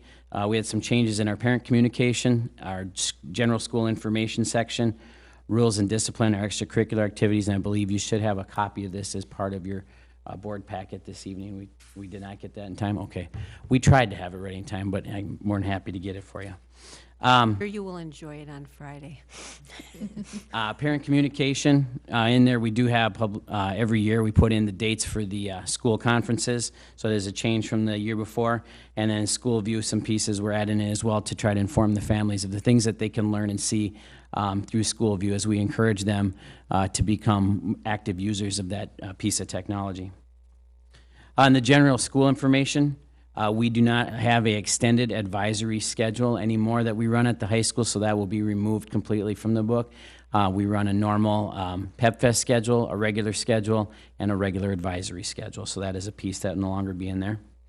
The cafeteria information increased for the full lunch price only for families to know that if they're paying for full lunch, it's going up 10 cents for that meal from $2.50 to $2.60. And then parking, in the old handbook, it talked about 2 different lots being used. Now they're only able to park in the west lot only. In our rules and discipline section, there was a language piece that Director Hennekins talked with me about making sure we had the proper language in the book, so that we had the technology internet use agreement in as per the school policies. And then the new school district policy on the weapons is put into the book, taking out the zero tolerance piece and putting the language that was approved at the May 26th board meeting. And also we had an extensively long link for parents to be able to access information. Worked with the technology department to get it much easier for our families to be able to find quickly and have access to different board things and information. And then in our suspension out of school, getting them the information for students when they need their homework brought to them. It talked about urban liaison, bringing that in, and that is a position that my understanding is not coming back. And so that language of the urban liaison helping out with those pieces is coming out of the handbook, and it has not been determined yet. Principal Robleski has not designated who that person is going to be yet to help assist with that particular duty. And then finally, on our extracurricular activities, the athletics, it's shortened up as well too. Quicker links for user-friendly for our families to be able to get to the information that they need in a more efficient fashion. And so you'll see in there as well a shortcut as well to reach the activities piece. So any questions that I can answer for the board members tonight? Sounds like that'll be in the packet as well. It will. Just a comment, I appreciate all the efforts you are making to involve parents more and get them more involved in their students' education. Thank you. Anybody else? Thanks. Thank you. Thank you. Thank you. Just a reminder, my fellow board members, we're supposed to talk about more of and less of as we work through our meeting here. So are we doing more of and less of? Sorry. I wrote it down, so I remember to do it. More of. I think we didn't quite do the 20 to 30 minute thing, but next up, K-12 Activities Council update. Matt Miller. Good evening, Chair Larkin, Superintendent Kelly, members of the board. Tonight I'm going to discuss with you and give you an update on our Activities Council. So our mission is, again, looking at the highlighted words in front of you, is creating worlds of opportunity for every learner. And my job is to create worlds of opportunity for every learner in the Activities and Athletics department. Tonight, I'm going to really focus on collaboration as I discuss the Activities Council, as I collaborate with the community, with parents, with coaches, with school administrators. So, what is the Activities Council's purpose? The Activities Council serves as a voice of the community to ensure Columbia Heights activities are meeting community needs and reaching district goals.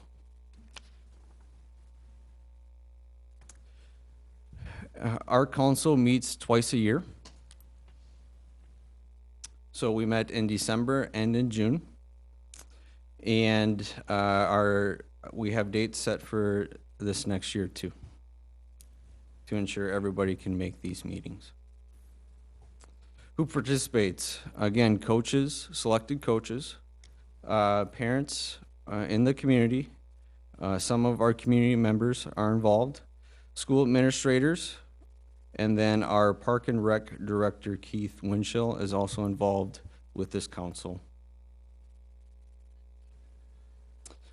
Here is an example of an agenda that we went through on June 2nd. I'm not going to go through all of these with you because 2 weeks ago I went through some highlights and participation data with you. So you have that. We also talked about a new stadium scoreboard that's going up this summer, and I'll talk briefly on that. We talked about registration nights, signage and banners in the gym, in our main high school gym. We talked about some new coaching staff, summer camps that we're offering, and workouts for our students. And then all calls and emails with communication to our students and parents and community members, and then our website. So we discussed prior to June 2nd in December about a stadium scoreboard, and this is going to start at the end of June, and it will be up in our main outdoor stadium before our first competition in the fall. And our Activities Council was very pleased to get a new scoreboard. The funds for this scoreboard were fundraised and donations from Financial One and our boosters. Signage and banners in our gym. I'd like the Activities Council met and discussed opportunities in our main high school gym when you walk in. There's not a lot of reminders of success, and I'm working hard in the activities department to do some research, and when you walk into the main gym, you see years of success here at Columbia Heights. Using our school resources, one of our resources is Blackboard, and I'm making all calls to all students 7 through 12. Actually 6 through 11 right now, incoming 7th graders and then incoming seniors for all summer activities. And there will be all calls going out in July for fall activities and athletics. And then with that, I do send an email out to all students. So the recap on that is the feedback that I got from parents in our community. They really enjoy what's going on. The more communication, the better. So I'll go through the goals that we set in a couple slides here, but one of them is doing more all calls for our community. Next, Director Mahan and myself have worked on our activities website to have it accessible to our community, to our parents, and to our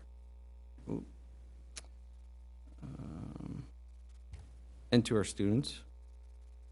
So I'm going to give you an example here, possibly.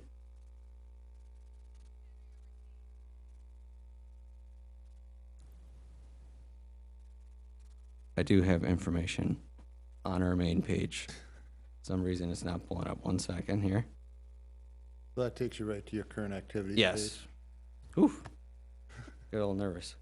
Okay, so we do have our main page here. So right here we have rotating pictures. I'm going to do a better job of getting up-to-date pictures on this and working with actually a student this next year with just sports information on current sports information on the and activity information on the website. But as you can see up here on the cursor, you can access this from the main district website. So that was a big push ever since I came into this position here at Columbia Heights is, hey, we need access to the activities. So for example, I wanted to sign my daughter up for girls tennis. You could go to forms. Okay, we could sign my daughter up for girls tennis online if I want to. So that's a resource that you can use, or you can go over to forms, and then we can click on forms and then this comes up, and I can print it out from wherever my office is at. Obviously, it's going to say 2015 to 16. The State High School League comes out with new language on July 1st, so I might have to add in some new language on our registration forms. So this is pretty exciting. We are getting hits. I think we're over 20,000 hits on the activities webpage. So our community is actually going to the webpage and checking out what's going on with the activities and athletics. And then as a group, we discussed 2015 and 2016 goals, and really going back to the website and updating that weekly and putting on scores so you can go to our website rather than looking at the newspaper. Our goal is to have the banners in the main gymnasium by winter season. Handbook expectations for our students and raising the bar with high expectations. And then with the all calls and emails, parent and student communication, and then also doing that with school announcements for kids so they're aware of what's going on, with updates to schedules and cancellations due to weather or other issues that could come up. And then lastly, it's always going to be a goal of mine here is to increase student participation across the board in activities and athletics. Questions or comments? I have one quick question. Yes. Does this Activities Council oversee the adaptive FIAD Yes. or athletics as well? Yep. The adaptive. Yep. Okay, and is there a plan to increase any participation in that? Right now, I think they have one very successful program in the fall, the soccer Yes. program. Yep. Is there anything coming up in the future? So Or there is that- will be discussion possibly of adding adapted softball in the spring and collaborating or co-oping with St. Anthony Village as we do in soccer. Okay. So that is a discussion, that is a topic, but that hasn't moved forward yet. Okay. I was just curious where Yep. that fell because they have so many different Yep, specialists and whatnot. we'd have to go through facilities, just the details logistics aren't worked out yet with that. Cool. Well, I think you've done a great job here, and I want to thank you for all of the activities that are available for our kids, Thank you. as always. Anybody else, anything for Matt? Thank you, sir. Thank you. Next is College and Career Ready Elementary Guide.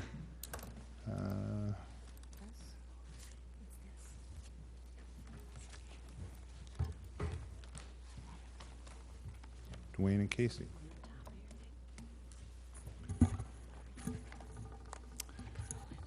Chair Larkin, Superintendent Kelly, members of the board.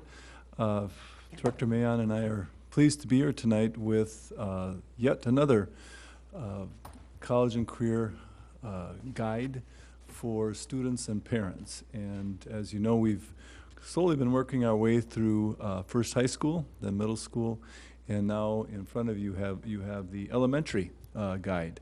So we're pleased, I think, overall with the way this came out.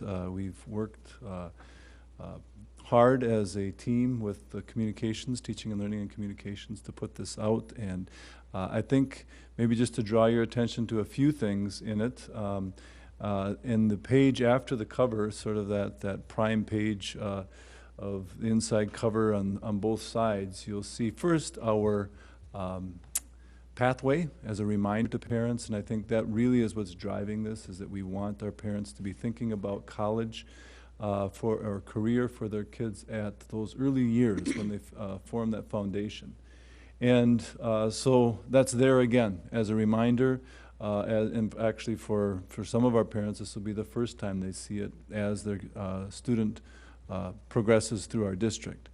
But on the next page, really, I think is prominently displayed there is what we are calling, and is called across the country now in the fields of education, mindset, a growth mindset, which really is that wonderful way of looking at intelligence as something that grows.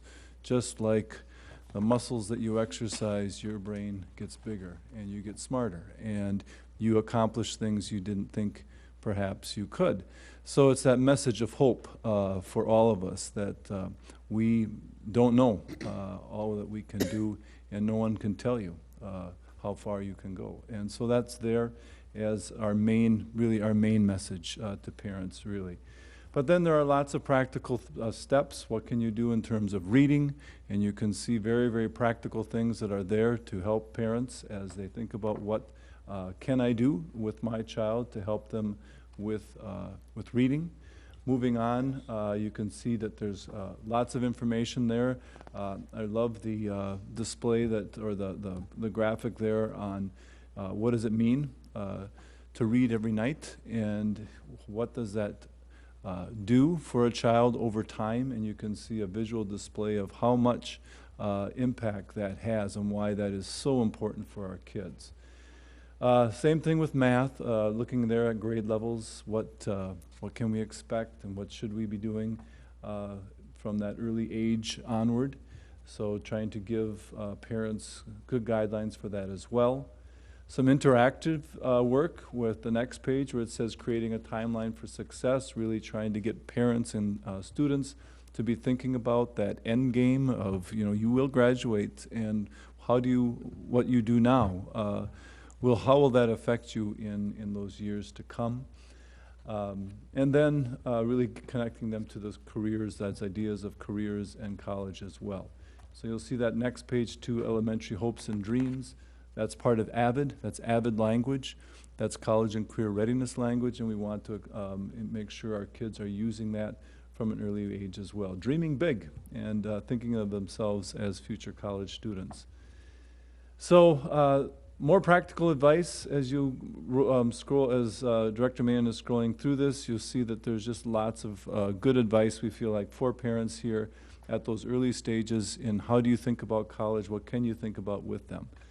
And then just some more pictures at the back with some more things that I think hopefully can get parents thinking about their child and their children thinking about themselves as future, not just graduates of our high school, but students of a post-high school institution as well.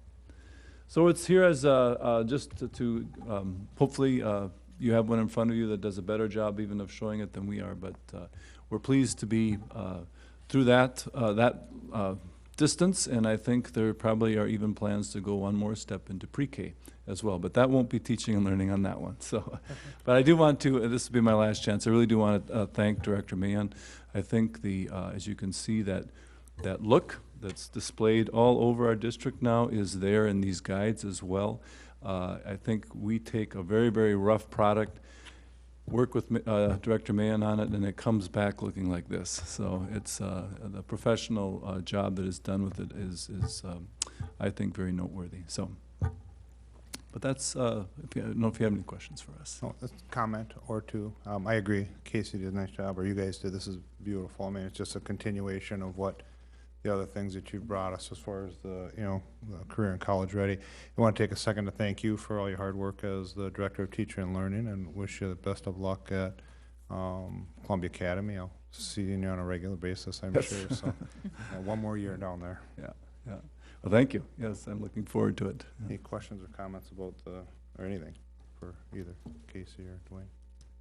Oh, this is just beautiful work. I absolutely love this. I actually brought some of the brochures over to the 916 meeting and showed them off, and all the other board members that were there were extremely impressed. I'm going to bring this too and just kind of really show off. This looks great, and the information in here is really good for new parents. Yeah. This is wonderful. Yeah. So this is continuing with the high school plan down to the academy plan, and now down further. Yeah. This is awesome. Yeah. Thank you. And thank you for serving as a director of teaching and learning for so many years. Yeah, well, thank you. And I'm excited to see what you do over at the academy. Yes, so we're excited to be there. We'll be seeing you. I've got one more year over there too. Yeah. So Two things. First, I'll start with that. I look forward to seeing you there, but thank you very much. And I'll be Thank there you. for many years Okay. still, so I got that covered. I hope I but- can say the same. But I just want to say thank you both. This is something that, not that we can regret going back or anything, but I really wish I would have had with my children when they started. So I think it's something, that we can capture everyone now moving forward, that parents really have that concrete. And some of those visuals that, we picked up over the years and whatnot, but the reading minutes a day and really breaking it down so that people have the opportunity to see that rather than having to seek that information out somewhere else, that it's right here ready for them is really great. So thank you. Yeah, thank you. Anyone else? I want to thank you also for all your hard work. And this is a great capstone, getting these in place. So just shows the dedication you put in over the years. And I think this follows best practices. I really see a lot of the great research that's gone into making kids college and career ready in these pieces. So. Yeah. Okay, thanks. Next up, I guess we could have waited. Dwayne's still here. Elementary Secondary Education Act, ESEA grants.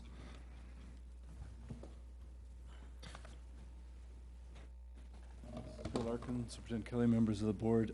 Here again with our ESEA, the Elementary and Secondary Education Act, Title I, as we call it, 2 and 3.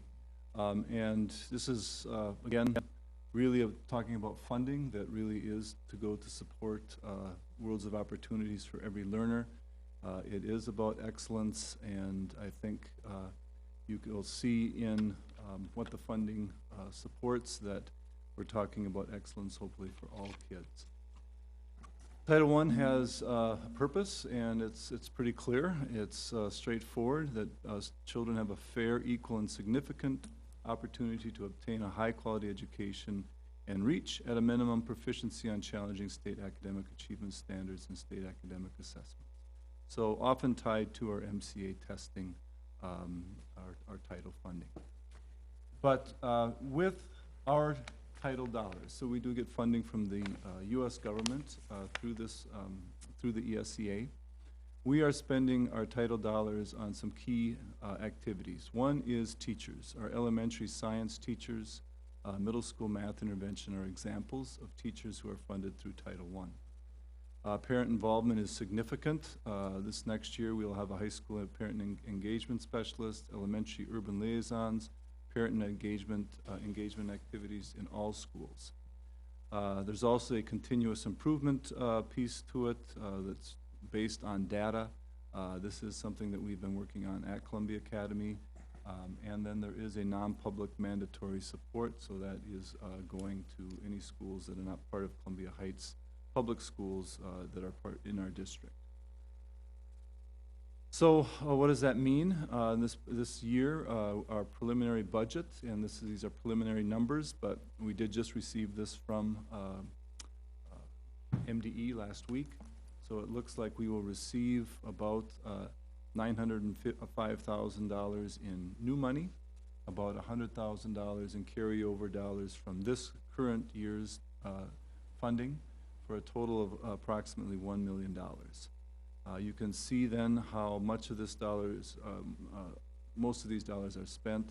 A large portion, over half, is spent on our teachers and lead teachers. Those would be people who are leading and working with the staff in the buildings on being the strongest teachers they can be.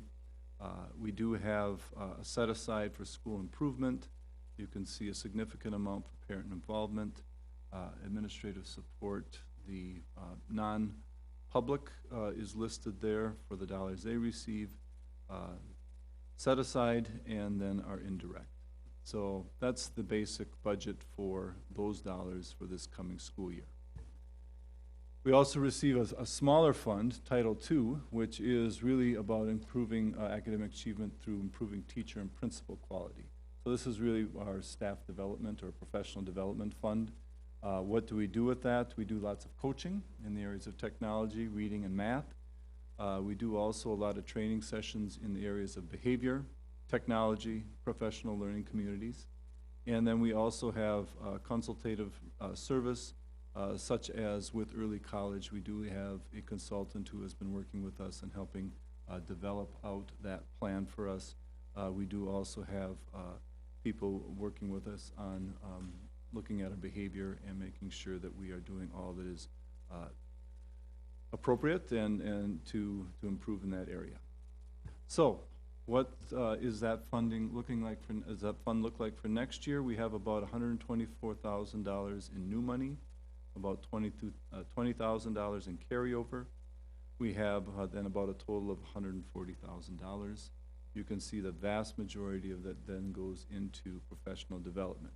And when we say professional development, again, we're talking about various kinds, whether that's coaching, training, consultative services, all of that would be part of that professional development for both teachers at any level in our district and principals as well. There is a small amount of money also that must go to our non-public. Finally, there is a Title III that is about English language learners and immigrant students. It's about supporting them learning English and attaining proficiency on our state tests.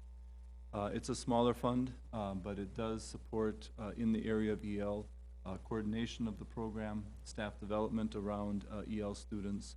It supports our summer reading program, which is home, bringing books to the homes of our EL families and reading with kids there. And then it is also supporting family involvement in a fairly significant way. So if you look, then we'll see that the preliminary application just about 95,000, anticipated carryover about 15, for about $109,000. You can see that much of that goes into supporting staff who are working directly with our Title III program. Some of it does go then about 13,000 into our summer reading program, 9,000 to our EL family, family engagement, and then a small indirect amount as well. So this is meant to just be an information item. We'll come back with an action item on this, but we bring this to you every year about this time, and we will be developing out then the budget and submitting that to MDE for their approval by the end of August. Any questions or comments for Director? Okay. Thank you. Thank you. Okay, thank you. Next up, Northeast Metro 916 Health and Safety Levy. Bill.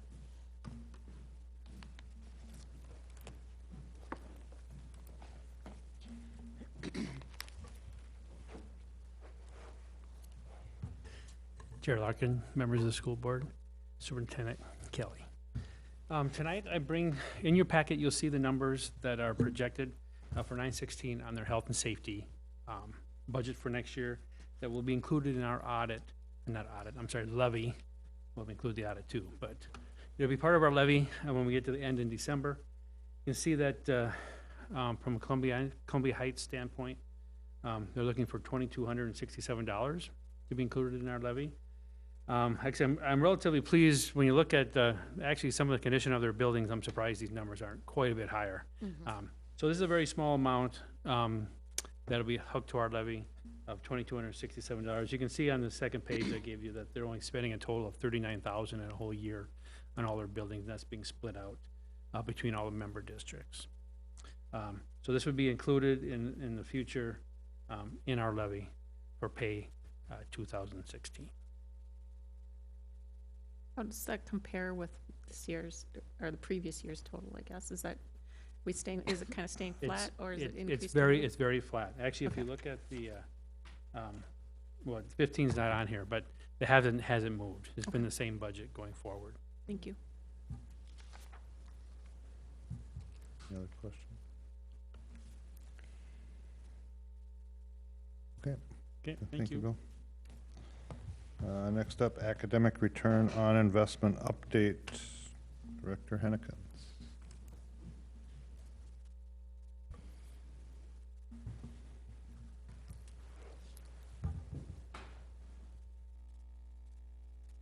Okay. Chair Larkin, members of the board, Superintendent Kelly. This evening, I'm going to try and do as brief as possible, kind of a rundown of academic return on investment, just a really brief overview of, you've heard about it before from Superintendent Kelly. I think some of you may remember in special ed department, we've worked with academic return on investment in the past. So I'm going to try to go through it really quickly and then talk about the program that we've been looking at over the last year and kind of how the process has been going. So of course, our mission, creating worlds of opportunity for every learner. We're talking about programming here. We're talking about core values, excellence. We're talking about excellent programming. With academic return on investment, there's a lot of collaboration happening. Our work with District Management Council, but really our work with other school districts. Northeast Metro 916, in a collaborative of, I don't know if it's 11 school districts, I'm not sure on the number exactly, working together. And we are fortunate enough as well, as we were moving through this process, which we're not complete yet for this year, that there were other districts looking at the same program that we were. So we're excited to see what their data looks like. So from academic return on investment, just a basic goal is to use data to analyze programs and services, and we want to produce the best outcomes for our students while maximizing our resources, getting the best bang for our buck for our students. So we've done this in districts for a long time. You know, this is how much a program costs. These are the benefits we're getting from it, you know, weighing the cost versus the benefits, and is this program really giving us what we want? I think what academic and return on investment does is there's some three key things that it looks at. It goes a little bit beyond. A lot of times in districts we forget about the cost of staff time. So direct staff time and indirect staff time. It goes beyond looking at the demographic results. So we're talking about different segments of students that we don't typically talk about. So going beyond that ethnicity, going beyond the free and reduced. And then the analysis at the end and looking at the recommendations and analyzing them and taking it beyond, do we have this program in the future or don't we have this program in the future? But what's in between? So key areas that we worked through over the course of this year was a planning phase, which I think took the longest. There's many pieces of the planning phase, and I'll kind of step through what that looked like with our program. So looking at that target, what is that, or what is that target program? What does success look like in that program? And with our program, we had two different levels. We had high school and the elementary, and then designing an analysis of that program. So looking at those segments, what are those segments that we're looking at? Those characteristics of those students. So then, of course, we have to collect the data, and that was easy for me because we had someone else do that for us. So mainly Dr. Hammond. That was nice for me. Little involvement in that part besides discussing it. And then we take that data and we analyze it, and that was where District Management Council was really important as well through other processes, but particularly here, and looking at our data and helping us break that down. So in the end, we could make best recommendations off of that. So then that's the evaluation step. And then of course, after you evaluate, you need to act. So that's kind of the steps. So of course, we chose Avid. I shouldn't say of course. We chose Avid. Looking at Avid, Avid is a program that comes with costs, but it also, as you've presented, comes with impact, direct impacts to students. So we wanted to really see what kind of impact and who is that program benefiting the most. So again, we looked at that at an elementary level, and we looked at that at the secondary level because we have both programs and they're different. So when we're looking at that evaluation, since we chose Avid, it was important that there was key leaders in the Avid program to participate, and then also along with the district leaders, because we're talking about costs. Of course, Dr. Holman needs to be involved in that. We're talking about programming and curriculum, obviously teaching and learning needs to be involved in that. So, and then we have our Avid coordinator. So there's lots of key people, principals, leaders involved in the process. So we had to define what success was. What is success for Avid? So what we came up with was with three main goals: close the achievement gap. So in that area in particular, all ethnic cells will increase by 10% on MCA reading and math tests. So we focused on proficiency when we were looking at the program this year. And based on results that we had, looking back on it, we want to focus more on growth in the future. The second goal is prepare students to be college ready. So looking at those benchmarks. So Director Mahon and Director Burkus talked about the elementary level benchmarks and the elementary level, that college and career ready process. We presented on the middle school, we presented on the high school. So those benchmarks that we've defined. So the high school, of course, at 3.0 GPA, and we've talked about the importance of a GPA statistically when looking at the success of a student. And then those elementary benchmarks, we focused on reading. And of course, a goal of 100% of students being accepted into college or a post-secondary institution. So when we looked at the segments and the characteristics in the segments, we broke it down into achievement level. Again, we focused on proficiency for this, exceeding, meets, partial, and does not meet. We looked at school skills with a focus on failure rate, and determination, focus on attendance in that area of determination.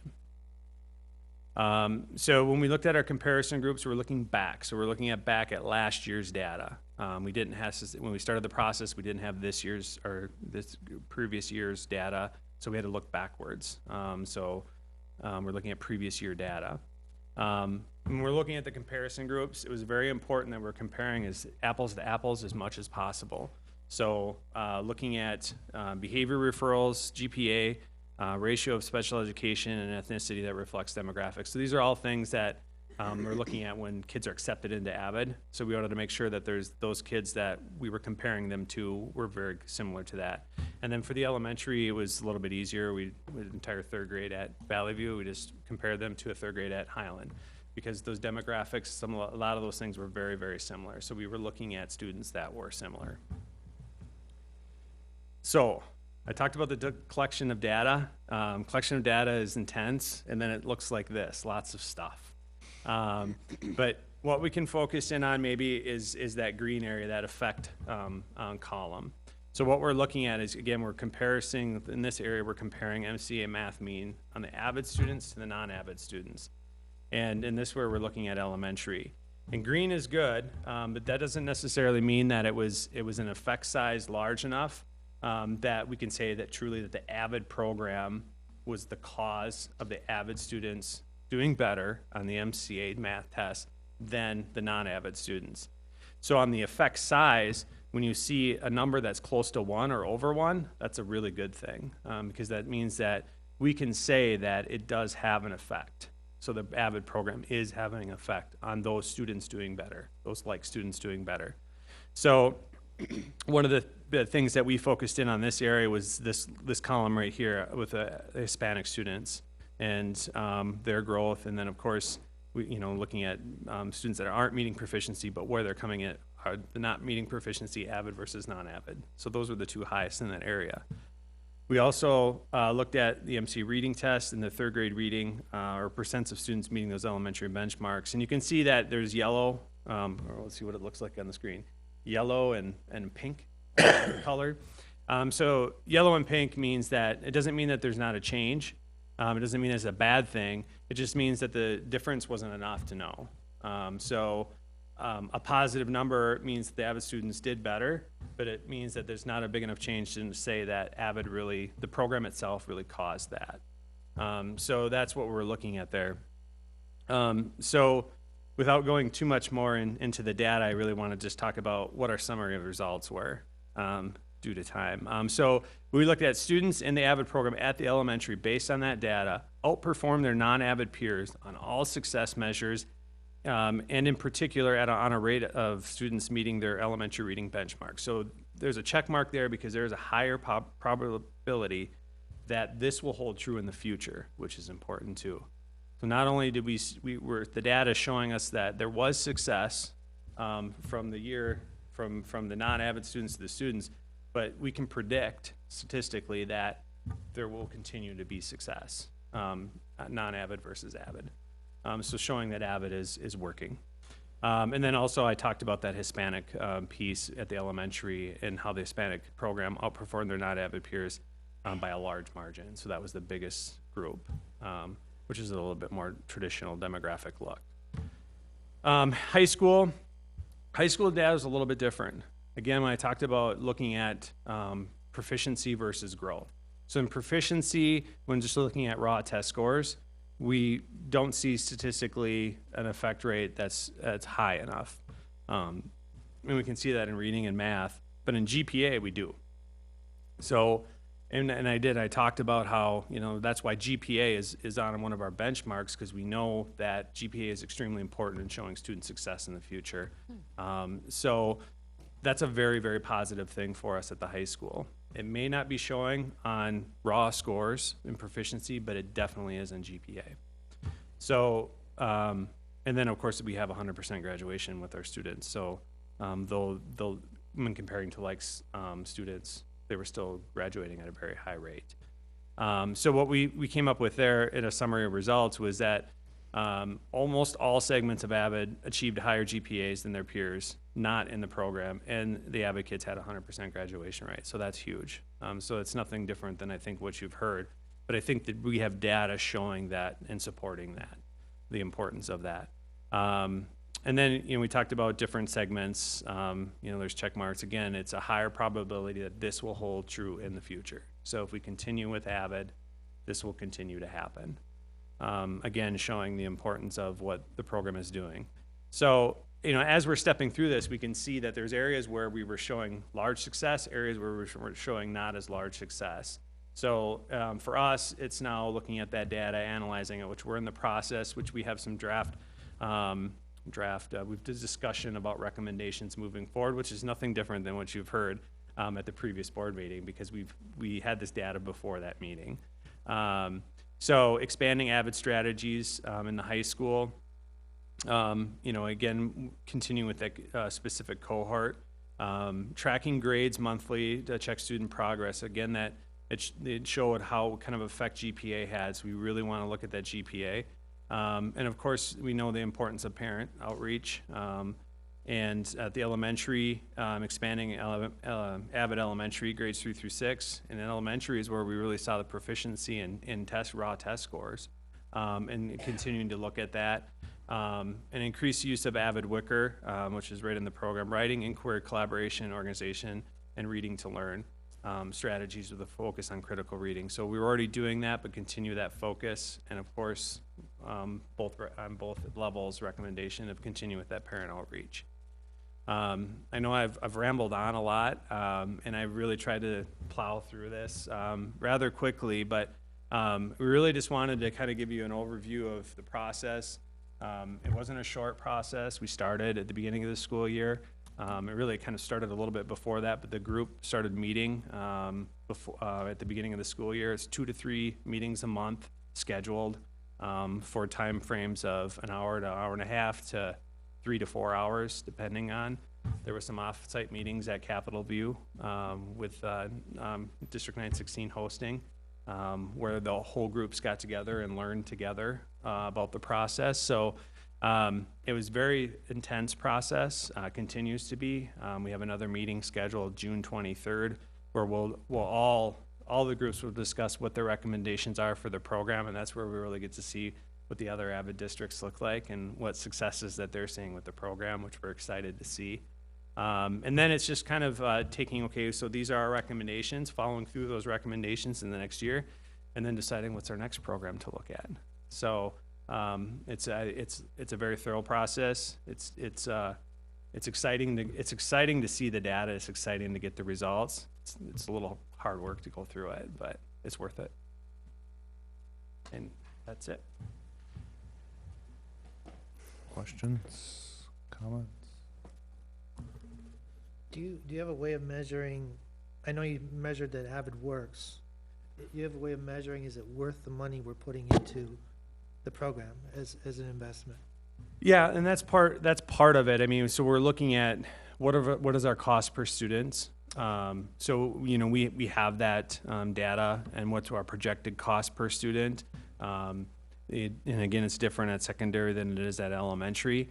I don't have that here, but it's based on the data that we see and based on what our expenses and the growth in expenses per student will be in the future. I feel fairly confident to say that it is at this point, from the data that we've looked at and the work that we've done. The nice thing is we have the foundation already. We know that bringing on more students or bringing on more staff, training more staff costs more money. But again, as you bring more students into the program, you're dispersing those costs across the students. So in reality, your price per pupil isn't necessarily changing a whole lot. So the other nice thing is that within the district, working towards having staff within the district that can train in Avid is going to be will help with offset some of those costs in the future of bringing new staff members on. Thank you. Anything else? Thanks, Brian. Thank you. Next up, communication plans update. Director Mahan. As Casey comes to the table, I'd just like to say that for those of you that were not on the board last year, one of the things that we really worked on was establishing a communication plan that would be strategic over time. And one of the commitments that we made to board members was that we would give you a yearly update on the goals and the strategies and the tactics, and no matter how briefly, let you know that we are continuing to work on the plan, because many times plans get made and then they sit on a shelf, or we do some of them, or we don't tell the board. So it was a commitment to the past board that we do this annually, and so this is part of the process, and that's just the setup for this. So take it away, Casey. Thank you. Chair Larkin, members of the school board, Superintendent Kelly. Again, I'm going to be reporting out on the 2014-2018 Comprehensive Communications Plan, first year review, 2014-2015. Okay, Brian.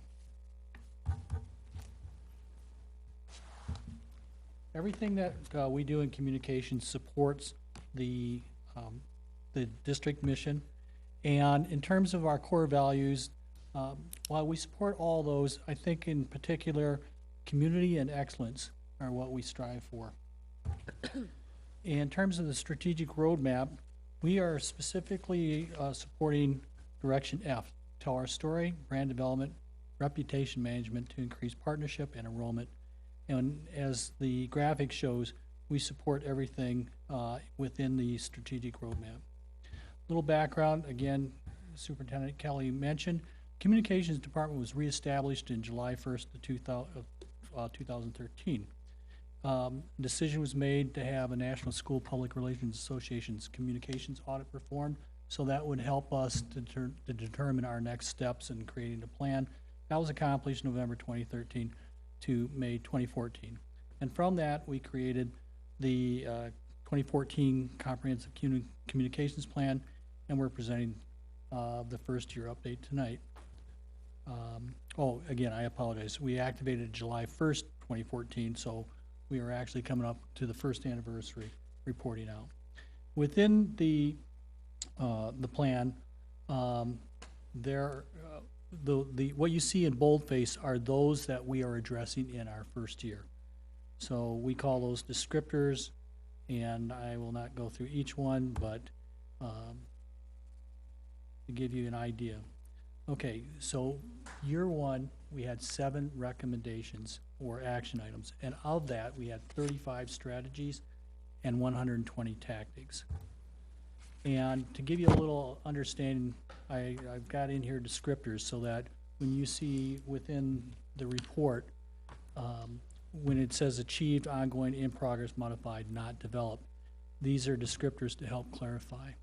All of them, in one form or another, are being addressed. It's just a matter of where we are in that process. And Director Mahan, the paper copy of that is in the folder that you've put at the desk, so just so the board is aware. Yes, and it will be, and it is going to be online. So the first recommendation, implement a strategic communication program that reflects best practices in school public relations. There are 5 strategies, 23 tactics, and of those, we've achieved 10. 10 are ongoing, and 3 have not been developed yet. And those are because that is for a survey to be accomplished in 2017. Recommendation 2 is expand a culture of communication with 6 strategies, 17 tactics. And of that, we have achieved 3, 2 ongoing, 10 in progress. We modified 1, and one we have not started yet. Now, I do want to give you an example. You're going to see some examples on a couple of these. So within, one of the tactics is addressing that employees need to know what's going on first. So one of the things that we did was we created an employee newsletter. And within the last year, we've had 31 issues. It goes out to our 430 full-time employees. And as of last week, we had 7,295 views. Highest was 766, lowest 270. Lowest usually occurs during the summer months. So we were averaging about 230 views per issue. Still working on increasing that number. Recommendation 3, expand outreach to parents and community. 11 strategies, 44 tactics, and of this we've achieved 4, 24 are ongoing, in progress 1, 2 modified, and 13 to be developed. Now, I'm just going to give you some examples of some of the projects that we've worked on to support various departments, to include the powwow, the clean, fed, and warm, I don't know Spanish, the Spanish Festival, sorry. We've also worked on the Alumni of Distinction and getting started on that, seeing that we have a new individual that was named just this week. Also within the website, we have a resource for realtors, so we're working with realtors so that when they're out showing homes to prospective owners, buyers, etc., just by going on to their iPad or iPhone or whatever, they can access information all about the district in one spot on our website. We also have folders, similar folders to what you also received. We also supported the STRIVE program. Several of us are members of the Rotary Club. And last year, we did the Home of a Highlander yard sign. Recommendation 5, continue to integrate social media into the communication program. We only had 2 strategies and 10 tactics. We've achieved 2. 2 are ongoing, 5 are in progress, and 1 is modified. And we'll start out with an example of the Facebook. Total, since during this time frame, we've posted 125 postings. The modified that I noted was it initially we were posting 1 a day, and we've adjusted that. 1 a day is not realistic. Just if we're not here during holidays, we're not going to do it. So we've adjusted that. We are averaging 3 to 4 a week. Today we posted 3, and so far we almost have we have over 54,000 views, and that's growing. In terms of our average, it's about 435 views per posting, and the most was when Principal Ford was a nominee for a state award. Twitter is somewhat similar in terms of when we post on Facebook, it automatically feeds right into Twitter. So the numbers are growing. We have 122 followers. We're going to continue to grow that. Recommendation 7, continue to review the district website. We had 7 strategies, 14 tactics. We've achieved 8, 4 ongoing, and 2 not developed. I think that you all probably saw the website when we first came on board 2 years ago. It has been a complete revamping, and as with any website, it is never finished. It's constantly being improved upon. And in terms of our views, one way we're tracking it, whoops, I'm sorry. We've had nearly 3.8 million views in the last year. Traffic, when I first came on board, we had about 50,000 views a month. We're now up, our highest was 236,500. So there's a lot of people that are now using the website, and that's what it's a resource. In terms of news coverage, even though that goes out to the community, we use the district website so that it's a resource for anybody to be able to access the news that we're sharing. And in this time period, we've had 194 articles, photos, television coverage, mentions. The highest month was 44, which was last October, and the lowest month was 9, and I believe that was in August. And so I track each month's coverage, and we have an average of about 18 coverages in some form or other every month. So we're getting a lot of good. School board report, near and dear to your heart, please. 20 issues. This is something that we started when I came on board. We've had 20 issues, 4,752 total views to date. The highest was 399, lowest was 183, and we're averaging about 238 views. And just so you're aware, as a reminder, when we do, for instance, I'm working on the school board report when I'm in the meetings. These go out the Friday after the meeting. We send it out. We have a distribution that we send it. We also ask people to subscribe to it as well. So that's constantly growing. And we have an archive, and I think the figure was, when I last saw it, was over 2,000 views. Our YouTube, we have 27 video postings, nearly 2,900 views. The most viewed posting was the Columbia Heights High School, the marketing video that we put together. Recommendation 8. Too fast with my finger there. This has to do with marketing. Develop a marketing plan and incorporate effective marketing branding strategies into communication planning. We have 2 strategies, 8 tactics. Of that, we have 5 that are ongoing, 2 in progress, and 1 not developed. And as each of you were given, and which will be as part of the package online, just going to zip through some of these examples of the branding that we've done and the work that we've done. We've created a new calendar. Everything has a consistent look, and so that no matter where you are when you pick up something, you know that it is a Columbia Heights Public Schools document. Obviously, it's slightly modified. All the students, all the pictures are our students, and we use we always have the motor board, regardless if they're early childhood or a high school graduate, and so that it ties in with our creating college and career-ready graduates. We also are doing marketing now for community education to help them with their programs. And then the last is recommendation 9.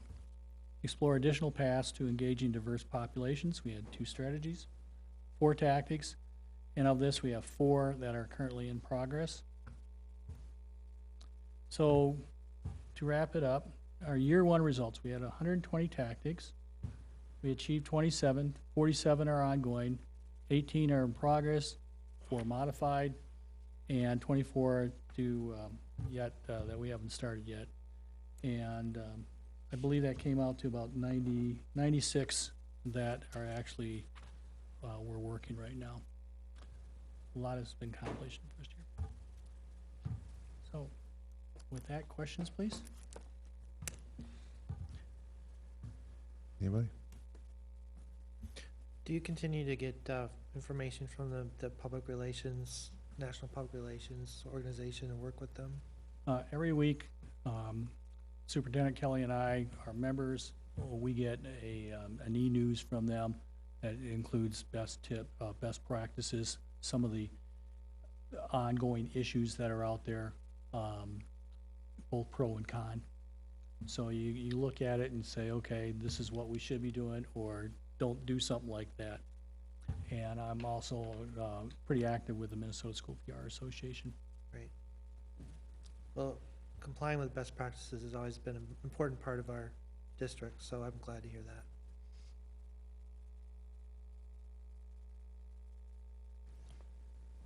Okay, thanks, Casey. I think you're doing a great job. Next up is conversation about an additional school board meeting, and I'm going to turn that over to Superintendent Kelly. Mr. Chair and members, tonight after a very long meeting, I hate to say, can we have another, but we have a couple of things going on. The legislature has not really concluded their deliberations on what our financing will be for the upcoming school year. And we never know what that might bring or what mandates you might have to have in policy by the start of school. And so that would be one reason to at least get it on the calendar. And if it's posted, we're transparent in advance. If we don't need it, we can always cancel, but it's better to have it out there. And we do have some other matters of personnel that are before us, that are legally before us, that might percolate up in July. And then we still are hiring staff. So we want to make sure that when we find that exceptionally good staff, if we want to offer them a contract, that you're here to approve it. So with those reasons and with the audacity of hope, I guess what we're asking you tonight is, with tacit permission, could we please add an additional board meeting, and this would be an action item at the next board meeting. And looking for feedback. Okay. Comments, questions? I'm fine with adding it, I just won't be able to be here. I'll be out of town. I feel like you have a personal life and everything. God. Well, nah, sorry. Yeah, anybody, questions, go ahead. I'll be here. I don't go out of town. Great. Everybody okay with it coming back as an action item? Any questions or concerns at this point? I'll just let you know about my work schedule, Yeah. so, because I work at night, so. And next meeting is when you'd bring it back, We'd bring it back as an action item next meeting. end of the month? And if you're really having problems with the date, it would be nice to know in advance, to see if we can have a quorum. But we will bring it back as an action item. Action items. Speaking of action items, moving on to that, the first one is the second reading of board policies, and if I could get a motion to move that forward, please. So moved. Laura? Second. Lori? Mhm. Okay, and I'll read it and then ask if there's any discussion. Policies are 427, workload limits for certain special education teachers, 509, enrollment of non-resident students, 618, assessment of student achievement, 619, staff development for standards, 701.1, modification of school district budget, 709, student transportation safety policy, 805, waste reduction and recycling, 806, crisis management policy, 807, health and safety policy, 905, advertising. These policies appeared on the May 26th meeting for first reading, and approval is being sought for tonight.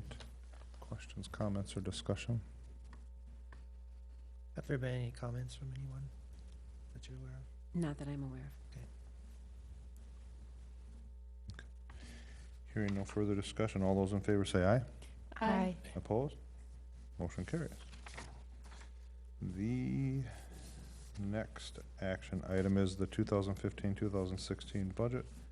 And Director Holmgren.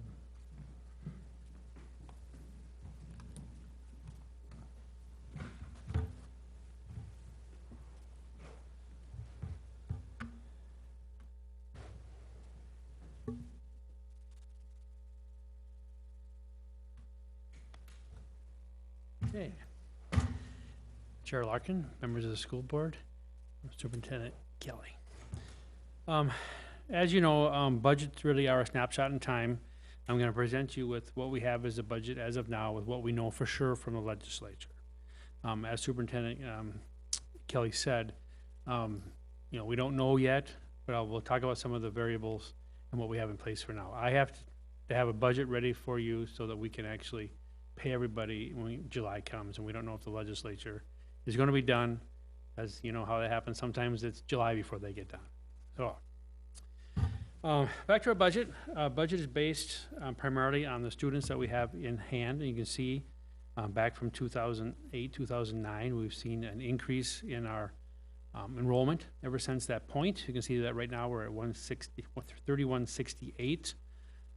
If you try to match that against the enrollment reports that you get, it's not exactly, because this includes any of our tuition kids that we have at 916 and over at West Metro. So again, we are seeing that we should see a little bit of an increase next year. When we talk about the budget, I don't include any increases in so that we're safe. When we come to our budget, we don't want to be short. So when we look at assumptions, we really look at a steady enrollment for next year. In revenue, what's figured into our budget at this point is a 1% increase in our formula revenue. We're actually seeing a small decrease in our compensatory. This is the first time this has happened since I've been here. We saw some pretty large increases in our free and reduced lunch counts, and now this year it's leveled off. We're seeing a small decrease. Special ed, at this point, we don't see any increases there, so that will remain the same. And then our federal grant allocations remain the same. Now, we did, tonight you heard from Director Burkus that there is a small increase in title. That just came up this last few days, so that's exciting. So, it's already spent though, right?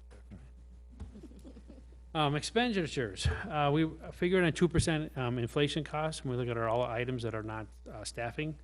Our staff roll-up cost pretty much runs 4% on a year, every year. So that's why you saw the cuts that you saw. We're looking at a 1% increase, and we're looking at a 4% roll-up cost. Insurance though, health insurance, as you know, that is great news. We do not see any increase in our health insurance for next year. So you can see the small amount of money that actually generates for us when it comes to the formula allowance, and then you take the compensatory off. That's our budget situation. We're really pretty much flat for next year. Now, well, I put a sheet in your packet just to give you a little more detail, because it's hard to get so many numbers up on the screen and make much sense of it. But I want to just focus on a couple points, because we did go over this. Actually, it's been over, I think, 3 weeks ago since we've gone over this. But the unassigned number that you see very first on our list in the packet in front of you, when you look at the general up here, that's the whole general fund put together. But unassigned in the general fund, we actually will see a increase in our fund balance of about $52,000. The places where we're going to see some decreases that we just talked about is compensatory dollars. We're going to see a drop in that fund balance, which is a component of the general fund. And health and safety, we're seeing a small decrease there. Also, this is, like we've talked about this before, that's pretty normal. We do our health and safety projects, and then we get the revenue later. So we see usually always a negative fund balance, and we're seeing a little drop in that for next year. When we look at our food service, we are balanced at this point. Also with community education, I think we're going to see some changes in community education when we talk about our pre-K program with money from the state, but we won't know till that special session is done. Building fund is flat, mainly because we're the full new money that we're receiving for our levy. That $1 million is being spent on projects, so it's in and out. Debt service, we're seeing a small decrease. This is planned. We don't need to have a fund balance of almost $1 million in our debt service fund, so really that decrease is money going back to our taxpayers. The flex account is money comes out of our employees' checks that goes for their own flex accounts, but we administer that in-house. That's why you see a separate fund there. Same with our dental. We're actually self-insured in our dental insurance, so that's sitting in a separate fund. This fund balance continues to increase. We haven't had to put an increase to our employees now for over 6 years, and it will continue. Then in student activities, you can see that we fundraise about $200,000 a year and get spent on equipment and pieces for the student activities. And then we'll finish off here with our OPEB trust. This has been doing very well for us. We're actually overfunded at this point. So this fund will last as many years. As you can even see, I mean, we're paying out money for our retirees, and our fund balance drop is only projected at $13,000. So very good news. Again, when we know that the actuals, we will certainly let you know what the legislature did. And as always, we always do a revised budget when we get to December. So at that point in time, we know exactly who we hired, and we know exactly what we're paying out for those particular employees. And this is definitely a snapshot in time. So any questions?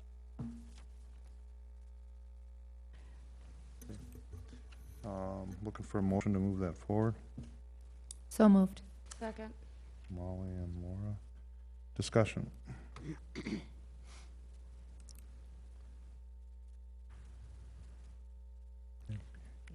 Hearing none. All those in favor say aye. Aye. Opposed? Motion carries. Food service management bid. As we talked a couple weeks ago, the administration is recommending that we hire Sodexo, food management company, to manage our food service program in Columbia Heights. Again, put the breakdown of how we looked at the different criteria for the different companies. We were very excited when we went, we did site visits. We did some manager, I'm too tired. Interviews. Anyway, so we are very pleased with what they have to offer. Again, I put a tally sheet again in there, how we came down to who we were gonna hire. And I guess I'm just glad to announce that Sodexo is the company that we are prepared to go into contract with. And I just need your approval tonight to go ahead and do that. Okay, again, looking for a motion to move that forward. Oh, Ted, thank you. Second. Yep, Grant wins. Okay, discussion. I do understand that this would be less expensive than us doing it in-house. Yeah, our biggest savings here is a company like Sodexo has a lot more buying power than we do. So we're gonna be able to buy our food for a lot less cost than we buy now. Actually, the manager too that's coming on board is actually a little less cost than we are spending right now. So there are some savings, and as you know, the last couple of years, our food service fund balance has dropped a little bit. So I think this puts us in pretty good shape to put this fund balance back in good order. Anyone else? And the food was better and it tasted better, right? Yeah, I like to say that, yeah. Okay. Well, the test will be next September. That's the kids. Well, there will be more We'll hear about options, I understand. Yeah, so there are gonna be more options for our students to pick from, especially at the high school. We're looking at bringing back at least, we're gonna tier it up, some type of an à la carte program, which we don't have anything right now whatsoever for the kids to choose from. So we're very excited about that. Yeah. I think we'll see some pretty positive changes, and our kids are gonna enjoy it. Definitely support that. Anybody else? Okay, hearing nothing further. All in favor say aye. Aye. Motion carries. Thank you. Thank you, Bill. Next up, overnight and out-of-state field trips. Wayne.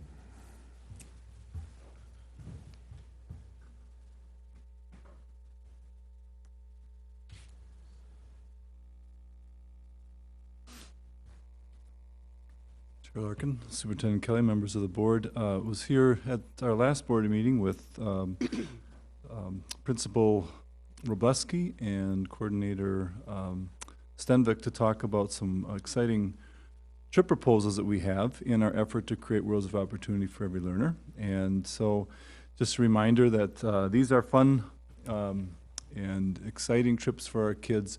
They're learning experiences for them, and we would really love, I think, to see this just increase and be such a regular part of kids' experiences here. Here you see some of the kids in previous 8th grade Spanish trips and the fun that they've had. I wanted to remind you that we talked to you about the Spanish trip to Concordia. We talked about their fundraising and that they will be doing this largely by themselves, and that they will be able to raise the money they believe for the entire group. We also are going to hopefully be able to take Elijah Vanderpool, or get him to the All-State Mixed Choir. Big honor for him that we would get some of our other, probably including Elijah again, but some of our top choir students to the Eau Claire Choir Festival in October. That we have a proposal now after our New York City college seminar trip that we do an every other year major trip to New York City, alternating between band and art and choir and theater. With this off year, this transition year, for the choir only, and so that we don't lose, so that there are no kids really that lose out on this opportunity to take a trip.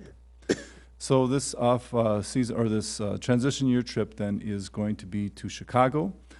It's going to be in April. It's going to be to their choral festival.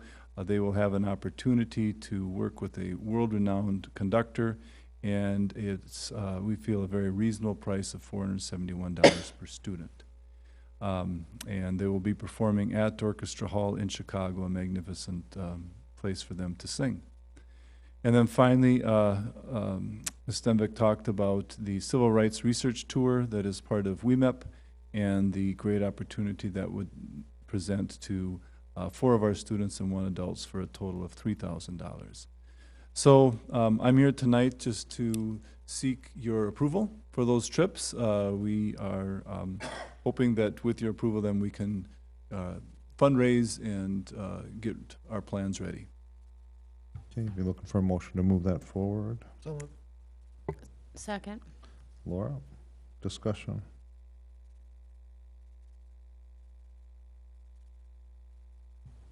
Hearing none.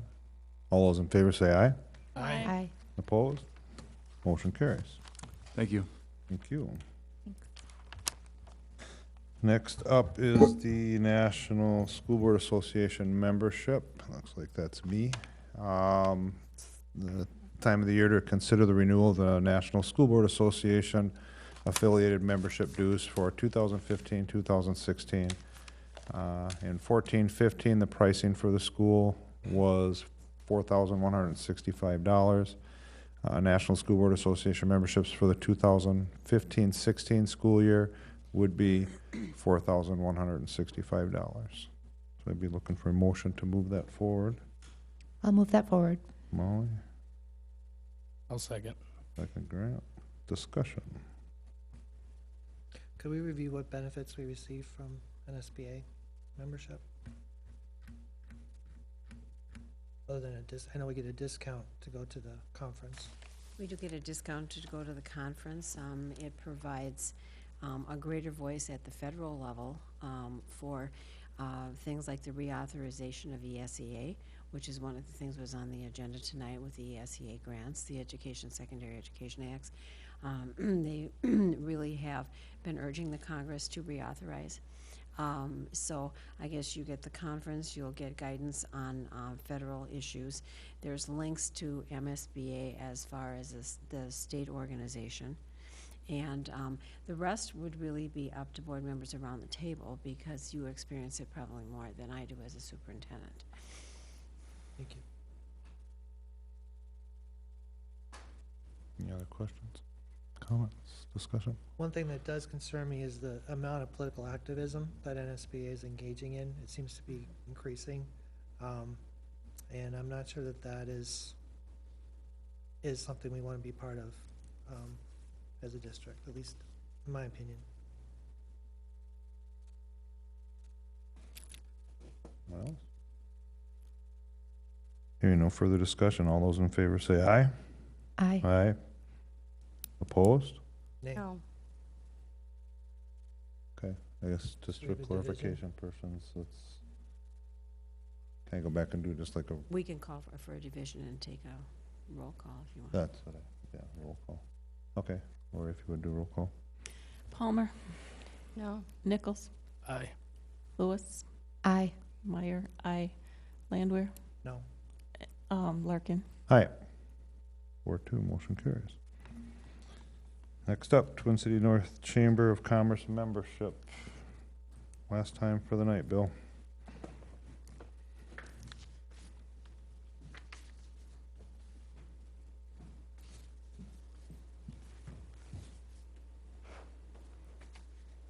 Chair Larkin, members of the school board, Superintendent Kelly. Yeah, I'm here tonight to ask for renewal of our Twin Cities North Chamber of Commerce membership. I think this is very beneficial to us with the access we have to business leaders in not only Columbia Heights, but actually in the North Metro. At least I find a lot of benefit too from meeting with different businesses. It helps get our our voice out into the businesses.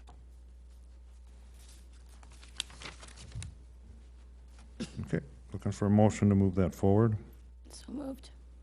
Laura? I'll second it. Discussion.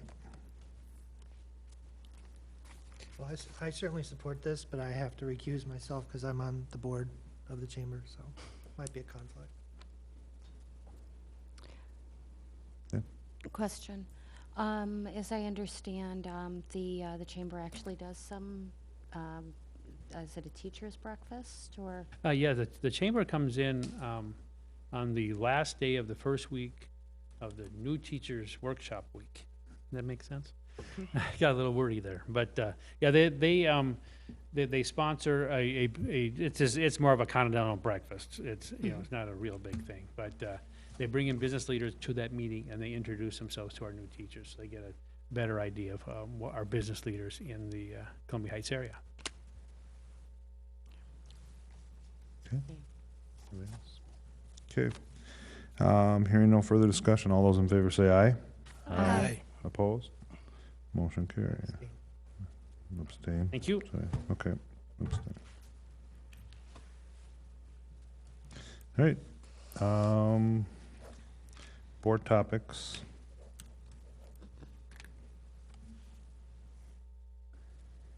Don, you got Ted abstained on the last.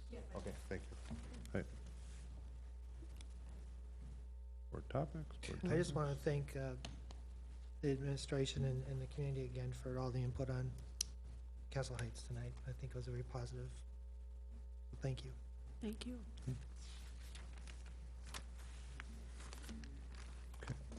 This is making up for all those short meetings, I guess, we had earlier in the year. So More or after less. nothing else, we're going to adjourn the meeting at 10:21.